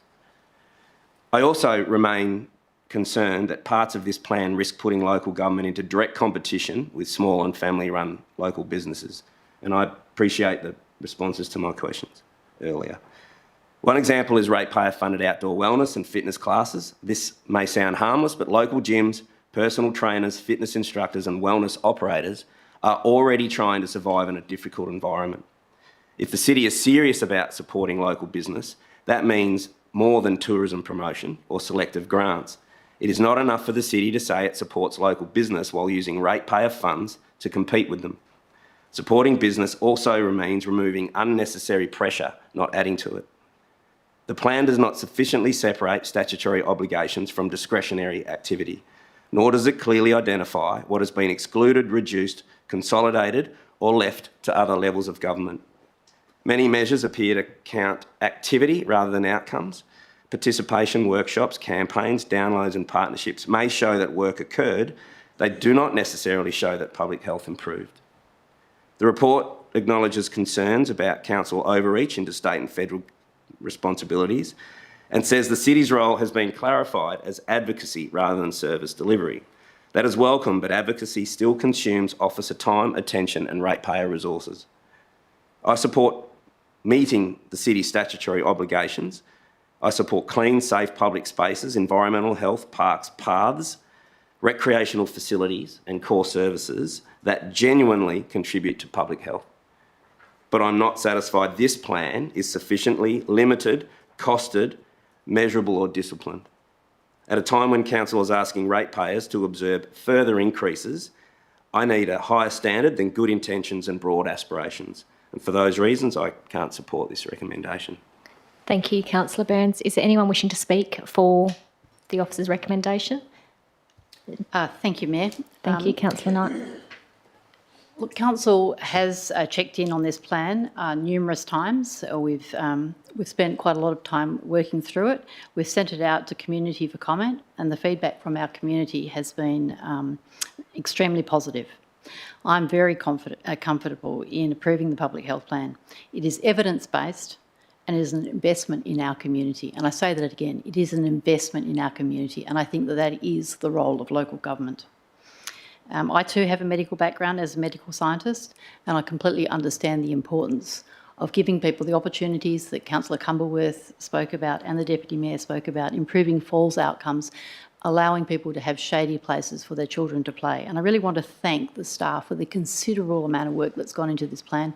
It's incredibly important, and for me, investment in the people that we live with, that live in our community, is what local government is about. So I encourage everyone around this table to support the plan, and thank you to those that have created the plan. Thank you, Councillor Knight. Are there any questions? Yeah, Councillor Burns. Thank you, Chair, and apologies because I worked on this report last week. At risk of me scrolling through on my computer now, could you please remind Council or the relevant officer, we spoke about community consultation of a population of over 106,000. What were the numbers of responses to the public consultation? I'll refer that. And how were they classified or categorised? Thank you, Councillor Burns. I'll refer that to the CEO. Thank you, through the Mayor, and then the Director or the Executive Manager can add. In the Council report, it says that we undertook engagement from the 28th of October to the 30th of November 2025, which included proactive and targeted engagement, as well as online availability through Mandurah Matters, Mandurah Matters online reached 282 people, with 122 assessing the draft documents. There were 7 pop-up sessions at key community locations, which engaged 79 participants. And there was also stakeholder engagement through forums such as the Liquor Accord and Collaborate Mandurah, which engaged an additional 35 participants. In addition to that, there was through the Access and Inclusion Advisory Group, they were also consulted. The Youth Advisory Group was also consulted, and MEAG was also consulted. Thank you. CEO, further question, Councillor Burns? Sorry, I was actively listening, but I didn't jot down those figures. What was it, 282 people, the Mandurah Matters it reached, with 122 of those accessing the draft documents. That was the online engagement. What does reached mean? Does that mean people opened the document but did not So respond? they went onto that page through clicks. So through advertising, through City Mandurah, the Mayor's page, Thank you. So the number of responses was 122 from a population of 106,000. Is that? Clarifying question. Thank you, Mayor. So 122 accessed the draft document. So out of the people that landed on the page, 282 people, 122 opened the document. And in terms of people actually providing a written response, I'm not sure. I'll refer that to the Mayor. Director of Place and Community. I believe it was 21 responses through Mandurah Matters. Thank you, Director. Are there any other questions from elected members? Councillor Burns. I need to phrase this correctly. So we had just in the mid-20s, early 20s of number of submissions. Just traditionally, is that a high level of engagement or a low level? Because, if elected members are making statements on public support and the consultation, then I'm just trying to get objective measures of that. Thank you. CEO. Thank you, Mayor. Not only was there online engagement, however, there were 7 pop-up sessions that involved engaging 79 participants, as well as 35 participants through the forums such as the Liquor Accord and Collaborate Mandurah, as well as the Youth Advisory Group, MEAG, and Access and Inclusion. The number of submissions that we receive in relation to documents and plans, proposals put through council, it ranges in terms of the number, and so a number is never an indication of whether there is enough people engaged in that proposal. Thank you, CEO. Councillor Schumacher, question? Question through Mayor. So just to clarify, what we're asked here tonight is to approve the plan, but not approve any extra funding in the future. If any extra funding is required for a particular project, whatever it might be, in relation to this plan, will that come before council, or is it under delegated authority? Thank you so much, Councillor Schumacher. I'll refer that to the CEO. Thank you, Mayor. In relation to any new proposals, in addition to the $33,000 that's already included, that goes as part of the new request for operating as part of the long-term financial plan process. If there is a grant that we receive during the year, and we will put that through as a budget variation, because the income has to be recognised, as well as the expenditure if it is a program that it sits outside of the implementation plan.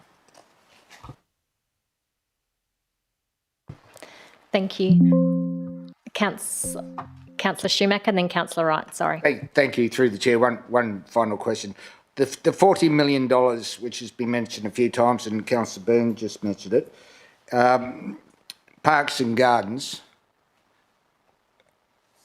does Parks and Gardens not fall under, well, it does fall under natural and built environment? Is there any crossover here, and is there money doubled up or split, or what is it?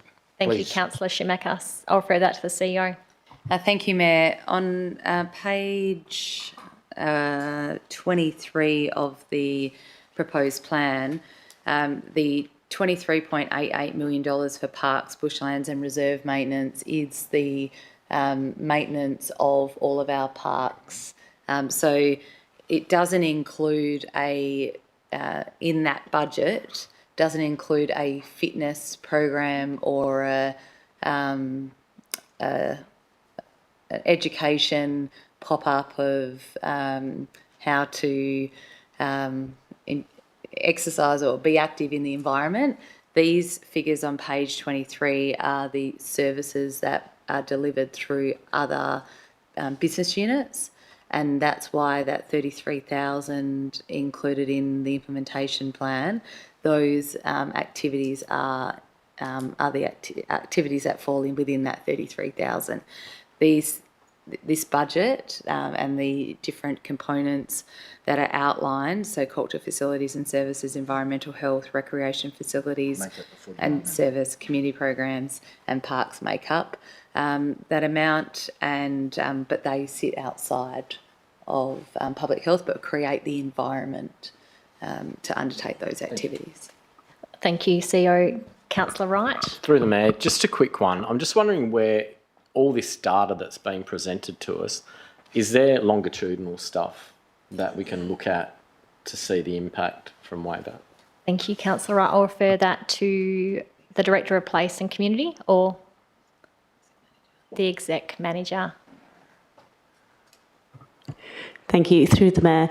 Yes, we have. We've had all of the results and the data from the Department of Health. So all of that has been summarised within the plan, but we have all of the data behind it. We'll be using that data as we move forward from that same source. They will update the data on a regular basis so we can actually compare year on year.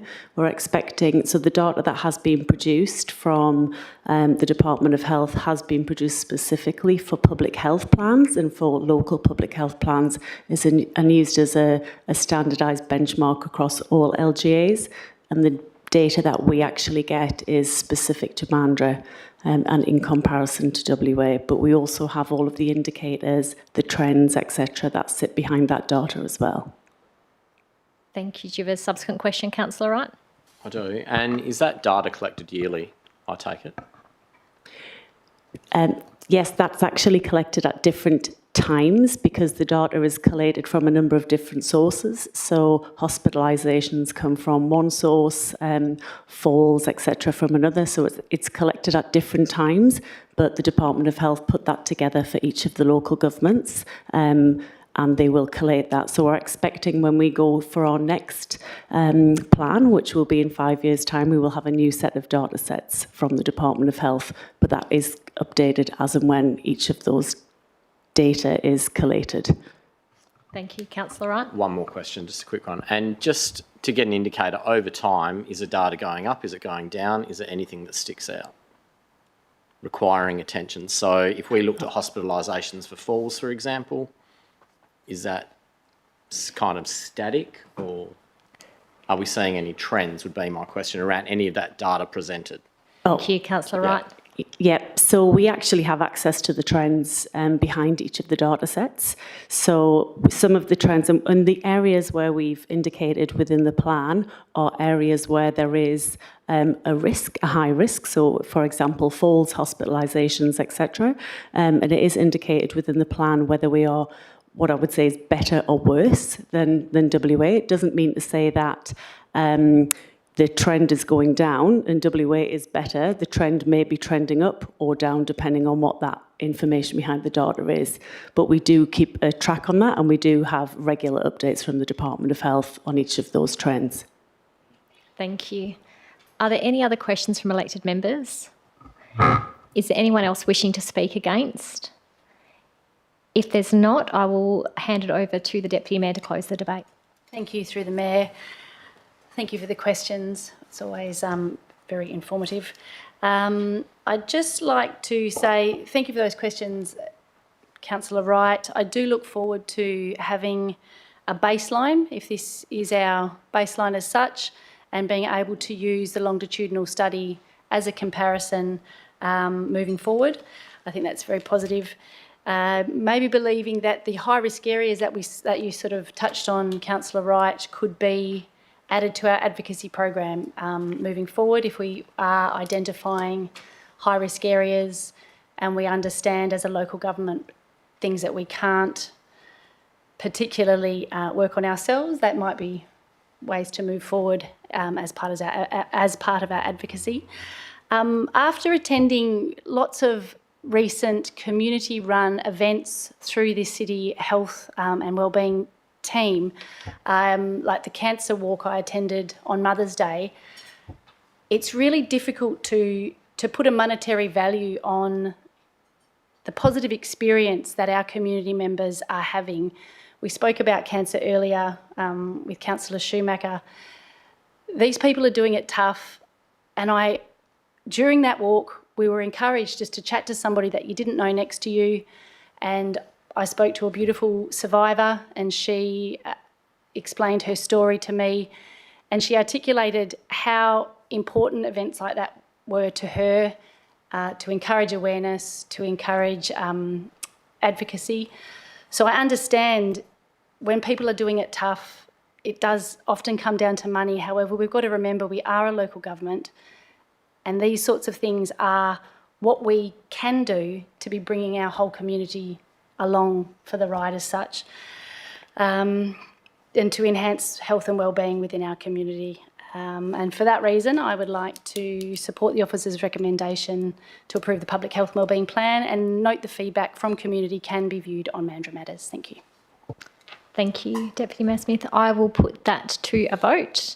All elected members in favour of the officer's recommendation. Any elected members against? I declare that carried.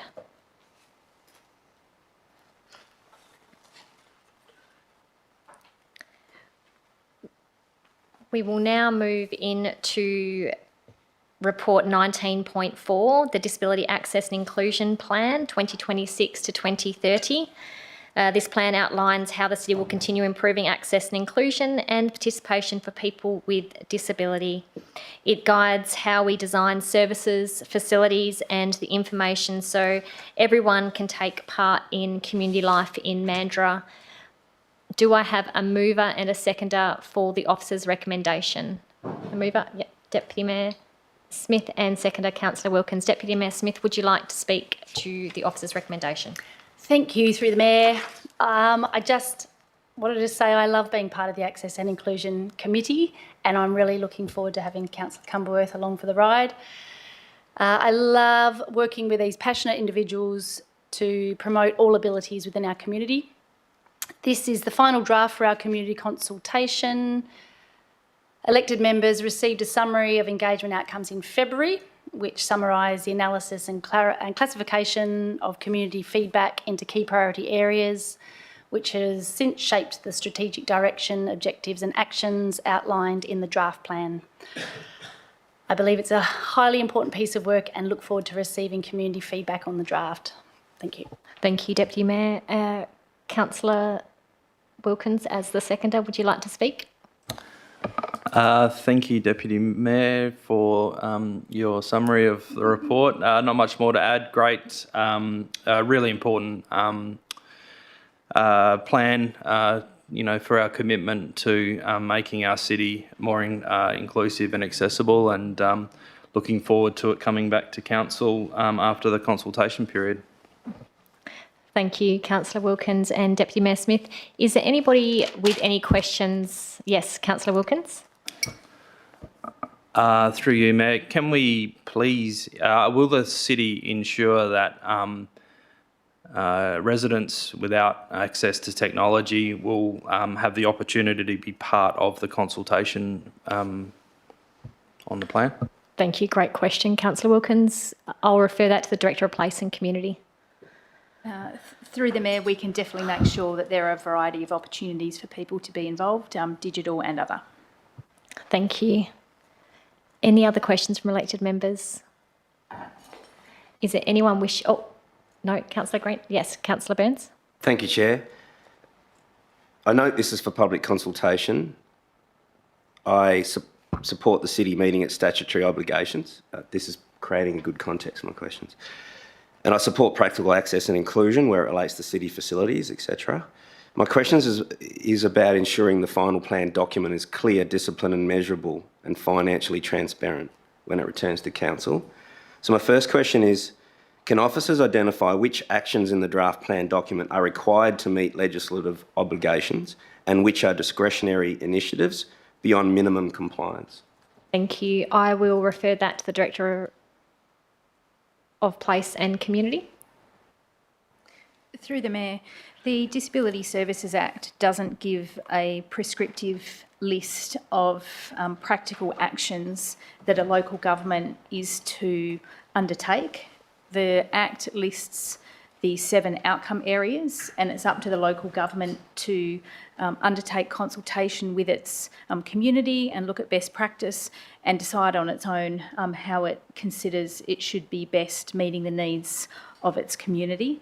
So we have undertaken a large amount of community engagement and consultation already in preparing this draft.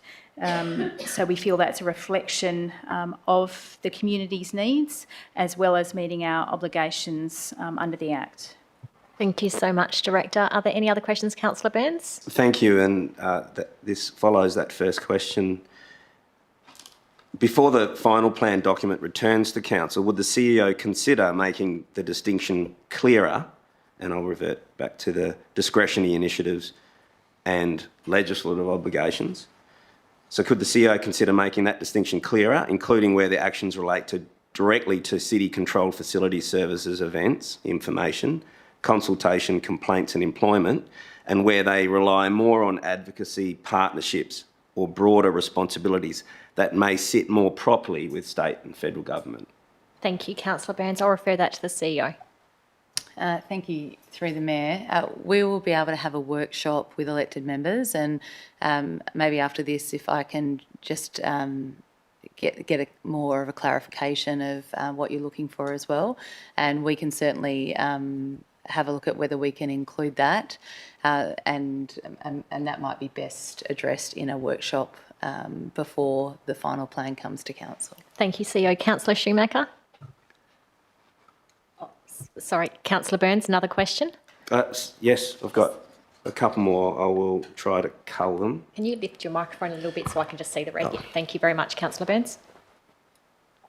Can officers provide, when the final plan document returns to Council, an estimated total annual cost or resourcing requirement for implementing the plan, including staff time where practical? Thank you, Councillor Burns. I will refer that to the CEO. Thank you, through you, Mayor. Through a implementation plan, we will always provide whether it's included in the within the costs of the approved budget or whether it requires additional funding, and we will continue to do that with this plan. And I think it's probably best if we also address that in a workshop, because there are always, when we're undertaking project or capital construction, there is also always an element of access and inclusion. So it is a part of the business and the part of how we undertake construction. So it may be difficult to incorporate a cost in the plan, but it's a commitment to ensure there's access and inclusion elements in our capital programming. If the Director would also like to include anything. Through the Mayor, the providing good access and inclusion is so inextricably linked with everything that we do. It's actually impossible to separate what is an access and inclusion provision and what is actually good design, or if it's a capital project, or it's around universal design in grievance processes, engagement processes. So actually it's for not only people with disability, but it's for our whole community, and it's really around making things not only physically or systematically accessible, but it's actually creating environments where once somebody does become part of a project or a process at the city, that they feel included and that their needs are adopted universally. So it may not be possible to extract that in separately, and we should actually feel proud that we can't do that, because if we could, it would mean that we hadn't embedded access and inclusion to the level that we need to. Thank you so much, Director. Councillor Burns, another question? Oh, it's okay. Councillor Schumacher. Councillor Burns. Well, thank you for that opportunity, and Councillor Schumacher. This one's more specifically on understanding the document. The staff report notes that 2 actions are contingent on external grant funding. In the draft plan document, action 2.2.3 appears to show an external grant funding in year 1 and a further tick in the next column across in year 2, while action 2.4.4 appears to show external grant funding in year 2 and then ticks in the latter years. Can officers confirm whether the external grant funding is intended to cover the full delivery period of those actions or only the initial year shown? And if actions proceed, can officers confirm whether there would be an ongoing operating maintenance renewal or staffing cost to the city after the grant component is complete? Thank you, Councillor Burns. I'll refer that to the Director of Built and Natural Environment. Through the Mayor, in respect to the Changing Places facility, the grant would be related to the capital cost, but the ongoing operating and renewal costs potentially would rest with the city. Thank you. Thank you, Director. Do you have a subsequent question, or can I go to Councillor Schumacher now for his question? So that was on 1. So I guess in layman's terms, when there's a little G, I think, if I recall correctly, and then there were columns. So that means that the grant covers the capital cost, and then the subsequent years of funding, then the city needs to pick up from ratepayers. I'll refer... general terms. Okay. I'll refer that to the Director of Place or Director of Built and Natural Environment, whoever would like to take that question. Director of Place and Community. Yes, through the Mayor, that would be correct. So, for example, with the Changing Places, it's probably got 2 ticks because we would get the grant in 1 year and it would be more than a 1-year project to actually deliver that. Once the capital is in place, it would be up to the city to manage that operationally like we would all infrastructure. Thank you, Director. Councillor Schumacher. Thank you, through the Chair. And this is a very general one in relation to public consultation and to the CEO. We have tried for years to get better engagement from our community when they get the opportunity to make public comment.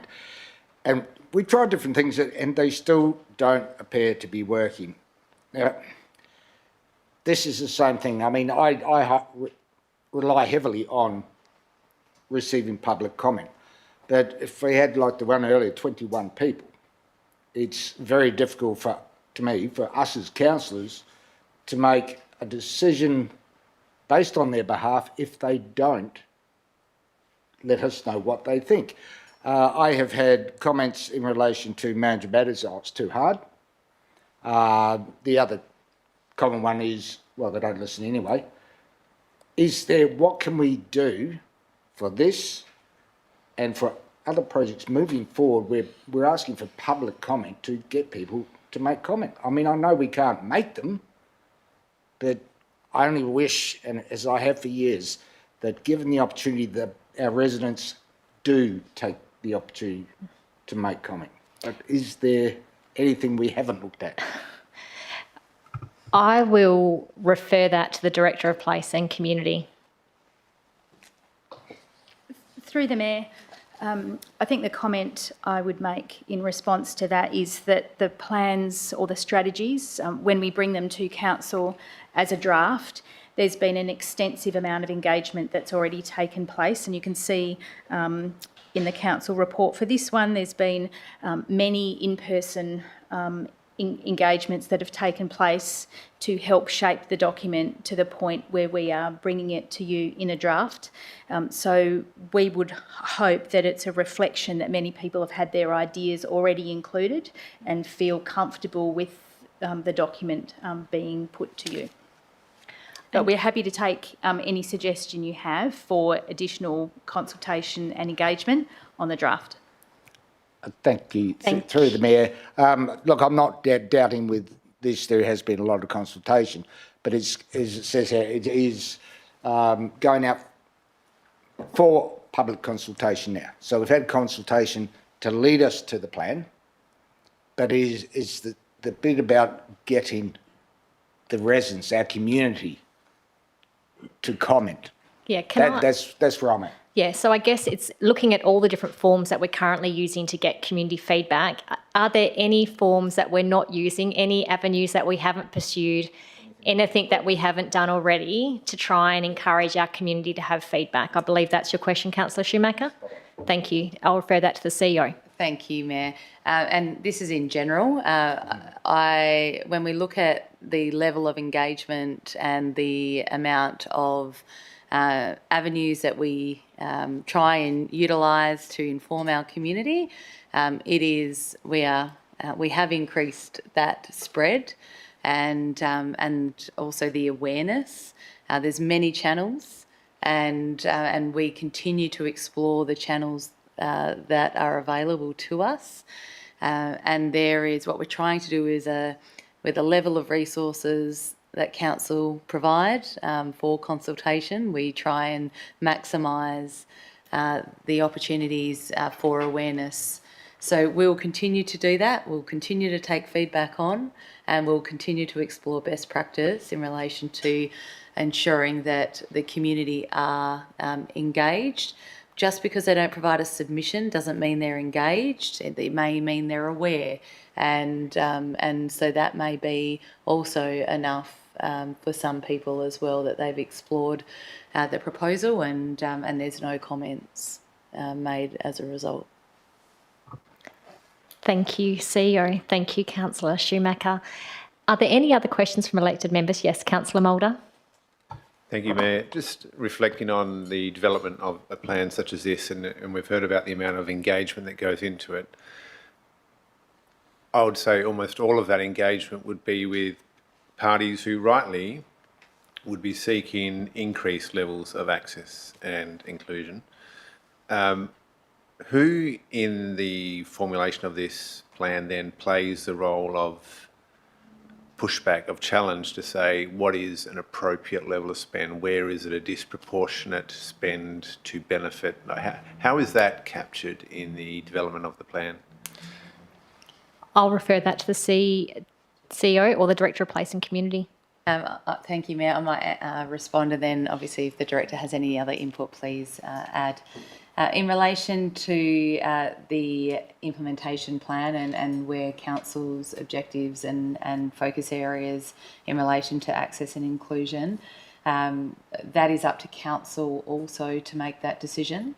So the consultation includes not just people that really need the access and inclusion, it's also people that are either impacted or can see for themselves areas that don't provide the access and inclusion around the city and the infrastructure or programming that we provide. However, it does come to Council as part of the implementation plan around funding, and that is a conversation in workshops. It commences, and then obviously the final plan is presented to Council at a Council meeting to make the final decision. Thank you, CEO. Is there anything else you'd like to add, Director of Place and Community? Through the Mayor, the only addition would be that hopefully you can see through the consultation that we've had some targeted engagements, but we've also had some fairly general ones in our libraries and online, which we hope would pick up the broader community. It is important to be targeting some specific stakeholders and groups to ensure that we get some input around from people who have lived experience, either themselves or as a carer or family member. But that wider community input, we hope, tempers some of those really targeted engagements. And then, of course, in Place and Community at the City, we have a staff cohort who are employed based on qualifications and experience around this access and inclusion as a professional practice, as would be all the plans that come to you. Thank you, Director. Does that answer your question? Any other questions from elected members? Anyone wishing to speak against the item? If there's no one wishing to speak against, Deputy Mayor, would you like to close the debate? Oh, yeah. No, but she closes anyway. No, okay. I could always speak through the Mayor. I could. I've got an idea I know about you do. I saw you writing down how we could get people engaged. Okay. No? You can feed that back. I will put that to a vote. All elected members in favour. If there are no elected members against, I declare that motion carried. We'll move straight into report 19.5, Bushfire Risk Management Plan 2026 to 2028, setting out how bushfire risks are identified, tested and managed across the city. Very important plan. I'll ask for a mover, Councillor Mulder, a seconder, Councillor Schumacher. You can ask me a question after they've... Yeah. Councillor Mulder, would you like to speak? Thank you, through the Mayor. So the bushfire risks in our community are very real, and this report reveals just how high those risks are. Almost 50% of the assessed assets have an extreme risk rating. Just shy of 90% of the assessed assets are either high, very high or extreme. I would like to recognise the very thorough assessment work that's gone and underpins the bushfire risk management plan. Thank you to those that undertook those works, especially Lee Galler, the Bushfire Mitigation Coordinator. Importantly, this management plan puts us in a position to apply for state government funding to deliver some real outcomes in risk reduction. The challenge will be to fund and maintain these activities, but this is an important first step. Thank you, Councillor Mulder. Councillor Schumacher?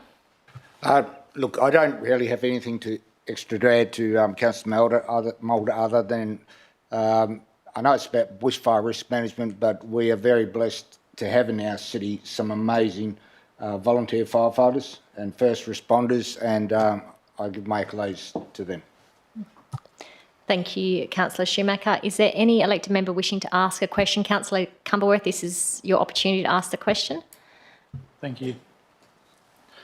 Am I correct that the updates to this plan include changes to properties 4,000 square metres and above, where previously... So does the plan now obligate properties over 4,000 square metres to remove all vegetation overhanging their property, whereas previously it may have been recommended to remove any vegetation hanging over their property? Thank you. Thank you, Councillor Cumberworth. I'll refer that to the Executive Manager of Development and Compliance. Through you, Madam Mayor, the change in the policy, the requirement for the overhang and 2 metre requirement was already within the policy and within our fire notice. However, there was previously an extended section of a recommended requirement, and the policy removes the recommended requirement prescription because it was confusing people. So there is no change to the current situation with the requirement for the 2 metres and overhanging on properties over 4,000 square metres. Thank you. Is there any other questions from elected members? Councillor Burns. Thank you, Chair. It's following up on a question I had prepared earlier that Councillor Cumberworth has already touched on. But just speaking in general terms then, in this plan, is there any additional obligations or constraints placed on private property owners that this proposed plan has, in addition to what we were previously working on? Thank you, Councillor Burns. I'll refer that to the Executive Manager of Development and Compliance. Through you, Madam Mayor, no, the requirements within the policy and within our fire notice are the same. The changes are largely to provide clarity on definitions and some of the scenarios with burning that we've made more clear, but the actual requirements for compliance with the notice are the same. Thank you. Another question, Councillor Burns? Thank you, Chair. It shouldn't surprise you that they're cost related, and thank you for your leeway here. Given the report states the Bushfire Risk Management Plan is a strategic document and does not of itself commit council to specific expenditure, but also states that mitigation works on city managed lands may create ongoing maintenance and asset management obligations in perpetuity. Can officers confirm that any future material costs will be identified, quantified and brought back through Council's annual budget process? Thank you, Councillor Burns. I will refer that, to the Exec Manager of Development and Compliance. Through you, Madam Mayor. So in the report, we talk about the input of the Bushfire Risk Mitigation Working Group. And so there's a number of factors that we have to work out. Is the effectiveness of the treatment and the risk reduction. We have the ongoing maintenance requirements that generates, and also the environmental impact of the proposed treatment. So as it sits at the moment, when those treatments are determined, they are then scheduled, and the plan is to integrate those into our ongoing maintenance program that would form part of our ongoing budgeting process.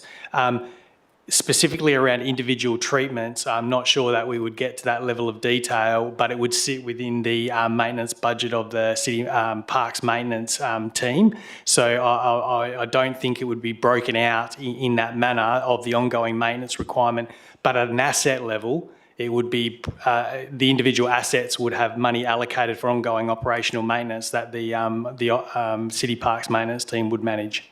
Thank you. Director of Built Natural Environment, do you have something to add?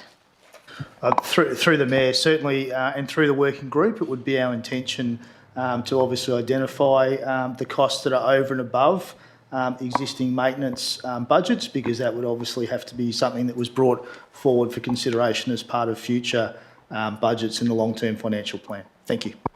Thank you, Director of Built and Natural Environment. Another question, is it going to help you make the decision, Councillor Burns? Always do. Councillor Burns. Where initial mitigation works are supported through state government funding, including Mitigation Activity Fund, can officers confirm whether accepting that funding creates an ongoing city responsibility for maintenance, monitoring, access or renewal after the grant-funded works are completed, or whether those future obligations will be clearly identified before the city proceeds with those works? Thank you, Councillor Burns. I'll refer that to the Director of Built and Natural Environment. Through the Mayor, it depends on the specific treatment. So, for example, if there's vegetation removal, it could bring about a need to do ongoing weed management, for example. So, as previously responded, each of those treatments would need to be considered on their merits. But if it was work over and above work that is currently funded through our maintenance budgets, that would need to, again, be identified and form part of consideration for future budgets. Thank you, Director. The Executive Manager. Yeah. Good. Through you, Madam Mayor, one change to the Mitigation Activity Fund now is that they do fund maintenance for a 2-year period. So there has been an amendment to the way the funding is structured to recognise that issue. And we're very cognizant of the fact that we don't do treatments we can't commit to maintaining, and that's one of the core elements of our decision making. Thank you. Are there any other questions from elected members? Anyone wishing to speak against the item?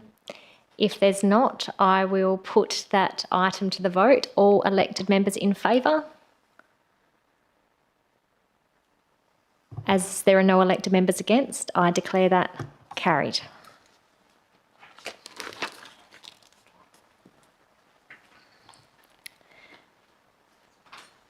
We now move to report 19.6. The annual review register of the delegated authority and review of authority to executive documents council policy. Is there anybody wishing to move the officer's recommendation?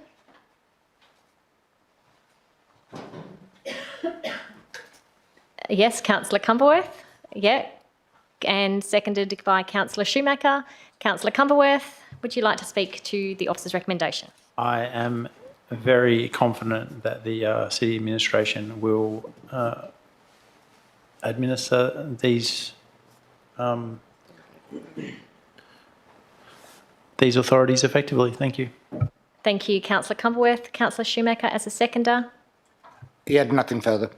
Thank you, Councillor Schumacher. Is there anybody wishing to ask a question or anybody wishing to speak against the item?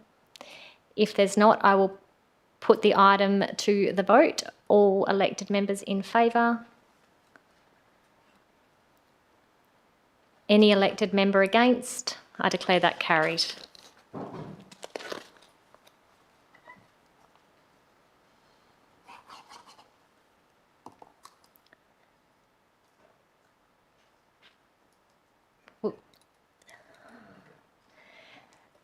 We are now moving into report 19.7, the extraordinary election for Town Ward. Following a vacancy on council, this process, before I start this report, I'd just like to say on behalf of council, I want to thank Councillor Peter Rogers again for his time and the effort and care he has given to his role and to our community. As most of you know, Peter has served on council since 2014, and over that time he has played a significant role in decision making and ensuring that Mandurah is what it is today. And I just want to express my gratitude. I know that's no small task for any elected member to be on council for that amount of time. And so as we move this process, my hope is that we will get a lot of keen people putting their hands up for the extraordinary election. I'm happy to move it. Are you happy to second it, Councillor Burns? I have nothing further to add other than I just think it's really important that this we're reminded this is a postal vote, and I think looking at the cost, postal vote is definitely a good choice in this space. And also understand that it is a by-election. The 24th of September is going to come around quick, and I just encourage anybody who's listening online or anybody who is interested in local government, ask questions, get involved, and if you're keen to jump on board, I know that this is a very great council and we welcome you to the party. All right, Councillor Burns as the seconder. Thank you, Chair, for this opportunity, especially as a town ward councillor, together with Councillor Schumacher. Appreciate the opportunity. This report is before us because Councillor Peter Rogers resigned from the office of Town Ward Councillor, effective 13th of May. The report makes it clear the vacancy cannot be backfilled and cannot be consolidated into the next ordinary election. Therefore, an extra election must be held. It is regrettable that Councillor Rogers has chosen to leave before the end of his term. I do not know whether there are private or personal reasons behind that decision, and I don't intend to speculate on those. I can only take the public resignation statement at face value. In that statement, Councillor Rogers referred to concerns about council leadership and strategic direction. He is entitled to hold that view and express it. However, as I recall the public council record, Councillor Rogers supported many of the major strategic documents, plans, frameworks and funding decisions that contributed to the council's direction over recent years. Regardless of the reasons for the resignation, the practical consequence is that Mandurah ratepayers will now bear the cost of an extraordinary election. The WAEC estimate is $75,000 excluding GST, and the report states the 26-27 budget includes $110,000 once additional casual staff and incidental costs are allowed for. That's unfortunate, but the legislation is clear and the officer recommendation is the proper administrative path forward. For that reason, I'm pleased to second the recommendation. Thank you. Is there anyone wishing to speak against? If there's no one wishing to speak against or any questions, I'll put that to the vote. All elected members in favour? As there is no one against, I declare that carried.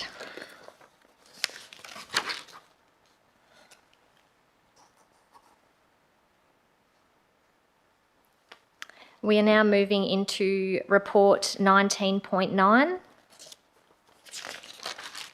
Oh, sorry. I'm jumping ahead. 19.8.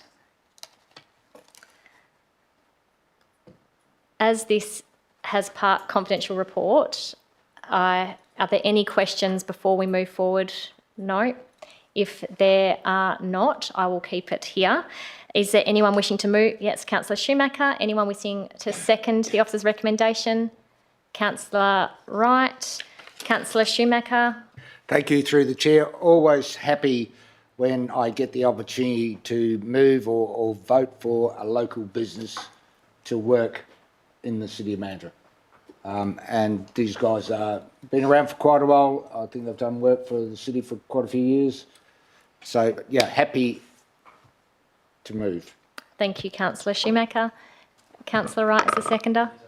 Oh, sorry, Councillor Wright. You said right, but I thought I did. You're both right. Councillor Wright. Through the Mayor, nothing further to add. Thank but you. I agree with Councillor Schumacher's comments. Thank you. Are there any questions from elected members? Councillor Burns. Thank you, Chair. I thought I'd better speak up at this meeting. The The report states that respondents' schedule of rates were multiplied by estimated quantities for the first year of the contract to generate the estimated annual contract value. Can officers confirm what those estimated quantities were based on? Historical actual volumes, forward works planning, tree inventory data, power line clearance obligations? You've already, no. Yep, that's okay, Dolly. Yeah, sorry, Councillor Burns. That's right, yep, I've already checked that's off fine. the questions with the governance team. Or some other method. Thank you, Councillor Burns. I'll refer that to the Executive Manager. Thank you. Thank you, and through the Mayor. To answer your question directly, all 4 of those areas were used. We obviously used our reviewed our expenditure to date for the last 3 years. We also looked at our future works programming and clearly looked at our tree pruning required under the street light or the power line. So, that's an obligation that we have regardless. Thank you. Thank you. Another question, Councillor Burns. It follows nicely after that. For the previous tree pruning contract, without giving actual figures, how did the actual expenditure and actual work volumes compare with the original estimates used when that contract was awarded? Did the estimates track reasonably closely to actuals, or was there material variance? Thank you, Councillor Burns. I will refer that back to the Executive Manager. Thank you for the question, and through the Mayor. There was an overspend. A couple of years ago, we would have used probably we've refined our estimation processes, I would say, and clearly trying to resolve some of the tree management issues that we have, and we have in progress in that way. Thank you so much. Any other questions, Councillor Burns? That's great feedback, and thank you. That leads into this, and it's for the benefit of elected members. This is all about tendering process that we follow. Is it going to help you make the decision, Councillor Burns? Always do. Was any sensitivity analysis undertaken to confirm whether the successful tenderer remained the best value tenderer if the actual work volumes or the mix of the works were materially different from the estimated quantities? And if not, what gives the officers confidence that the preferred tenderer remains the most advantageous under likely variations? Thank you, Councillor Burns. Thank you for the question, and through the Mayor. We did do that assessment based on the 2 remaining submissions. Probably fair to say that there was quite a difference in pricing. Thank you. Yes, Councillor Cumberworth. Does the city, through their in-house arborist, provide guidance to the contractors pruning around power lines in, how they would prune the trees, whether they, recommend that they do the V cut so the tree matures growing away from the power lines? And I would draw attention to residents complaining that the trees were being cut into a round topiary type shape, and they were quickly regrowing to require further pruning. Thank you. I'll refer that to the Director of Built and Natural Environment. Through the Mayor, certainly in terms of the specifications, do have an outline, what the requirements are of pruning under the contract. There is also ongoing, engagement with the contractors that we engage with to ensure that those practices are being maintained to an acceptable standard. And in addition, it's certainly part of the qualitative criteria, ensuring that we're contracting with contractors who have obviously the necessary skills and experience and qualifications to undertake work to an appropriate standard. Thank you. Thank you so much, Director. Another question, Councillor Burns. Thank you, Chair. The report identifies Hayes Trees Care as a medium. Yep. It's been passed by governance. No. She said no. Can I please refer that to the Director of Business Services, or do we need to go behind closed doors? Thank you, Mayor. If there's any reference to information that's contained within the confidential attachment around referencing risk position for a contractor, that should be taken behind closed doors. Councillor Burns could also reframe the question to not go into that particular statement in too much detail, and I can attempt to provide a response. However, if there needs to be discussion on the risk level of the particular contractor, we'll need to go behind closed doors. Thank you, Director of Business Services. Councillor Burns, would you like to pull back on that question or reword that question? Don't need to. I'm not discussing. Okay, so I'm just asking about outstanding documentation. Yeah, I will refer that to the Director. Can I ask the question then, if that's okay? Yes. The report refers to outstanding, work health and safety documentation. Can officers explain why those matters are suitable to be resolved during onboarding rather than before contract execution, and how council can be assured that they will be resolved before relevant works commence? I'll refer that to the Director of Business Services. Thank you. Through the Chair, through the evaluation process, we undertake an assessment of the preferred contractor's work health and safety documentation. This is a recommendation that was passed on to us a number of years ago through a review of our work health and safety matters for the organisation. So prior to contract award, we identify and undertake a review of only the preferred contractor's documentation, and through that we might find minor omissions, and those minor omissions are then requested by the contractor. These particular omissions are very minor in nature. They don't present as a material risk for us entering into a contract with the preferred supplier. Therefore, rather than make it a matter for contract negotiation, because it will not impact on the contract award, it is then a matter that gets handed over at contract handover, where we meet with the contractor. We then request any additional information that may have been omitted through the work health and safety documentation. Once they've provided that information, we have our work health and safety team review that. Following that review, we then require the contractor and any other subcontractors they work with undertake our work health and safety contractor induction process. And following that, every 6 months we conduct performance reviews, and as part of performance reviews we discuss any work health and safety incidents. Additionally, through the life of the contract, all contractors at the City of Mandurah must report any high-risk incidents that have occurred through our work health and safety reporting system. So we have a very thorough approach to work health and safety matters, but the matters raised through this tender process for the preferred tenderer are not material to prevent us entering into a contract. Thank you so much to the Director of Business Services. Is there anyone wishing to speak against the item? If there's no one wishing to speak against, I'll put that to the vote. All elected members in favour? I declare that carried.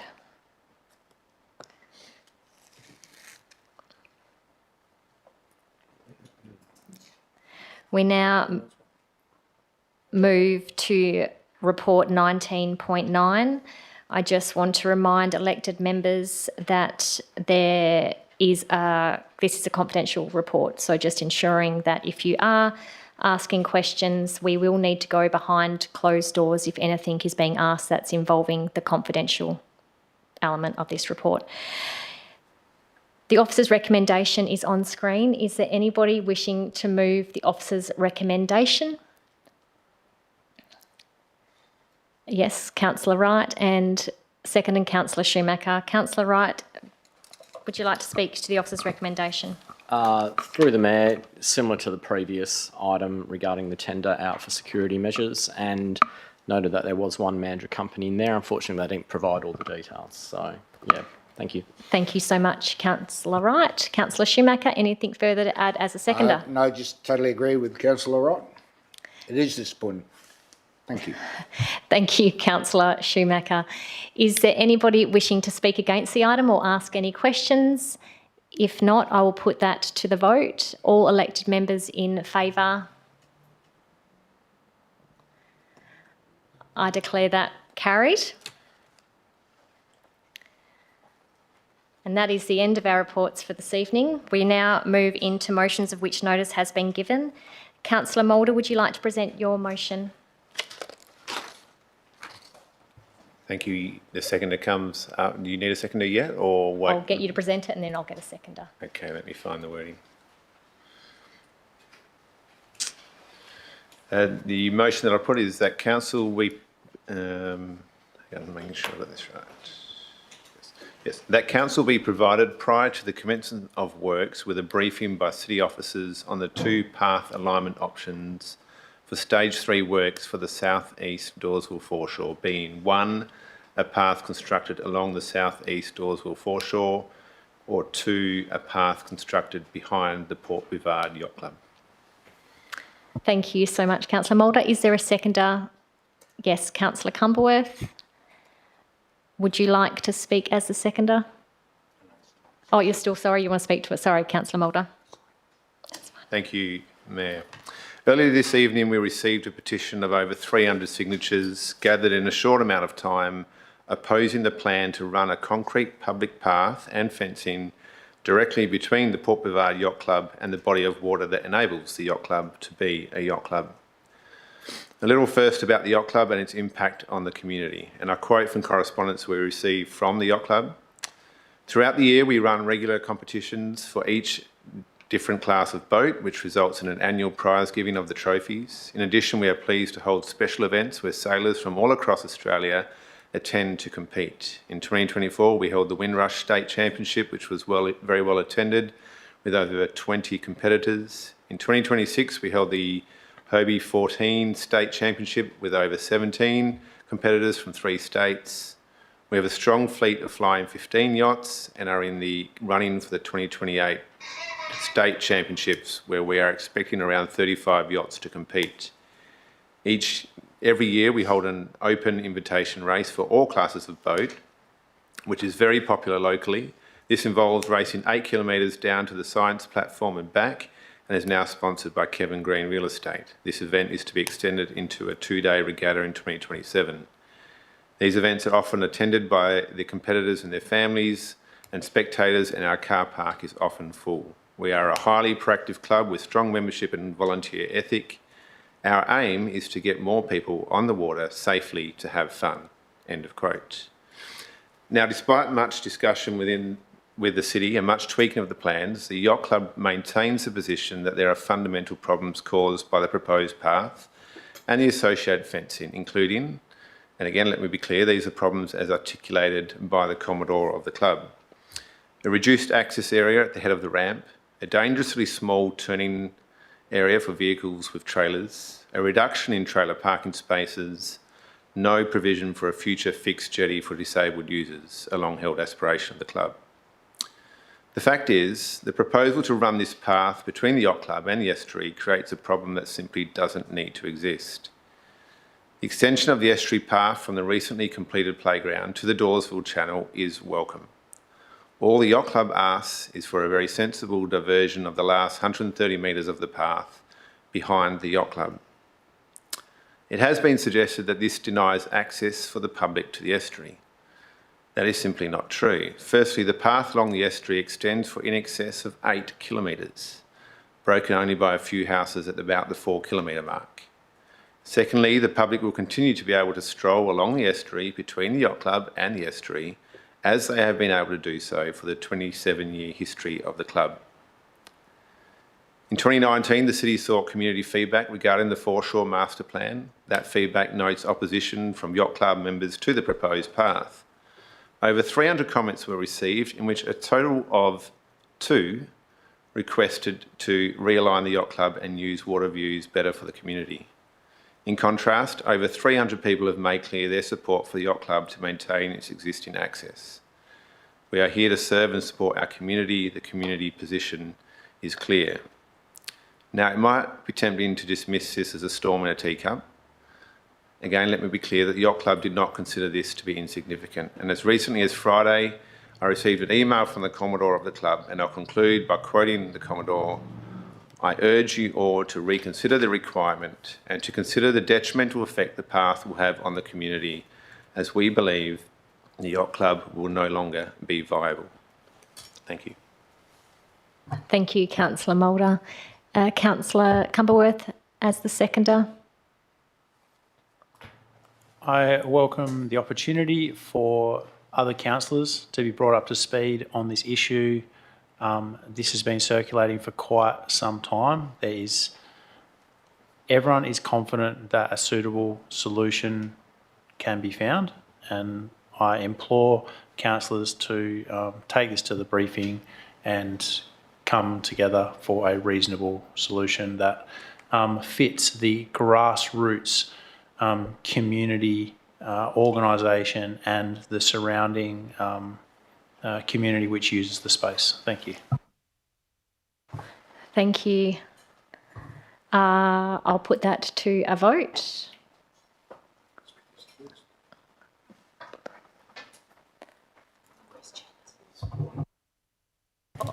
All elect members that are in support of the motion. I declare that carried. Thank you, Councillor Mulder, for your time.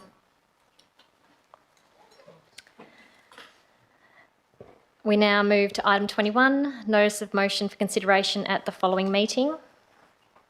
There is none. Late and urgent business, there is also none. Confidential items, there are none.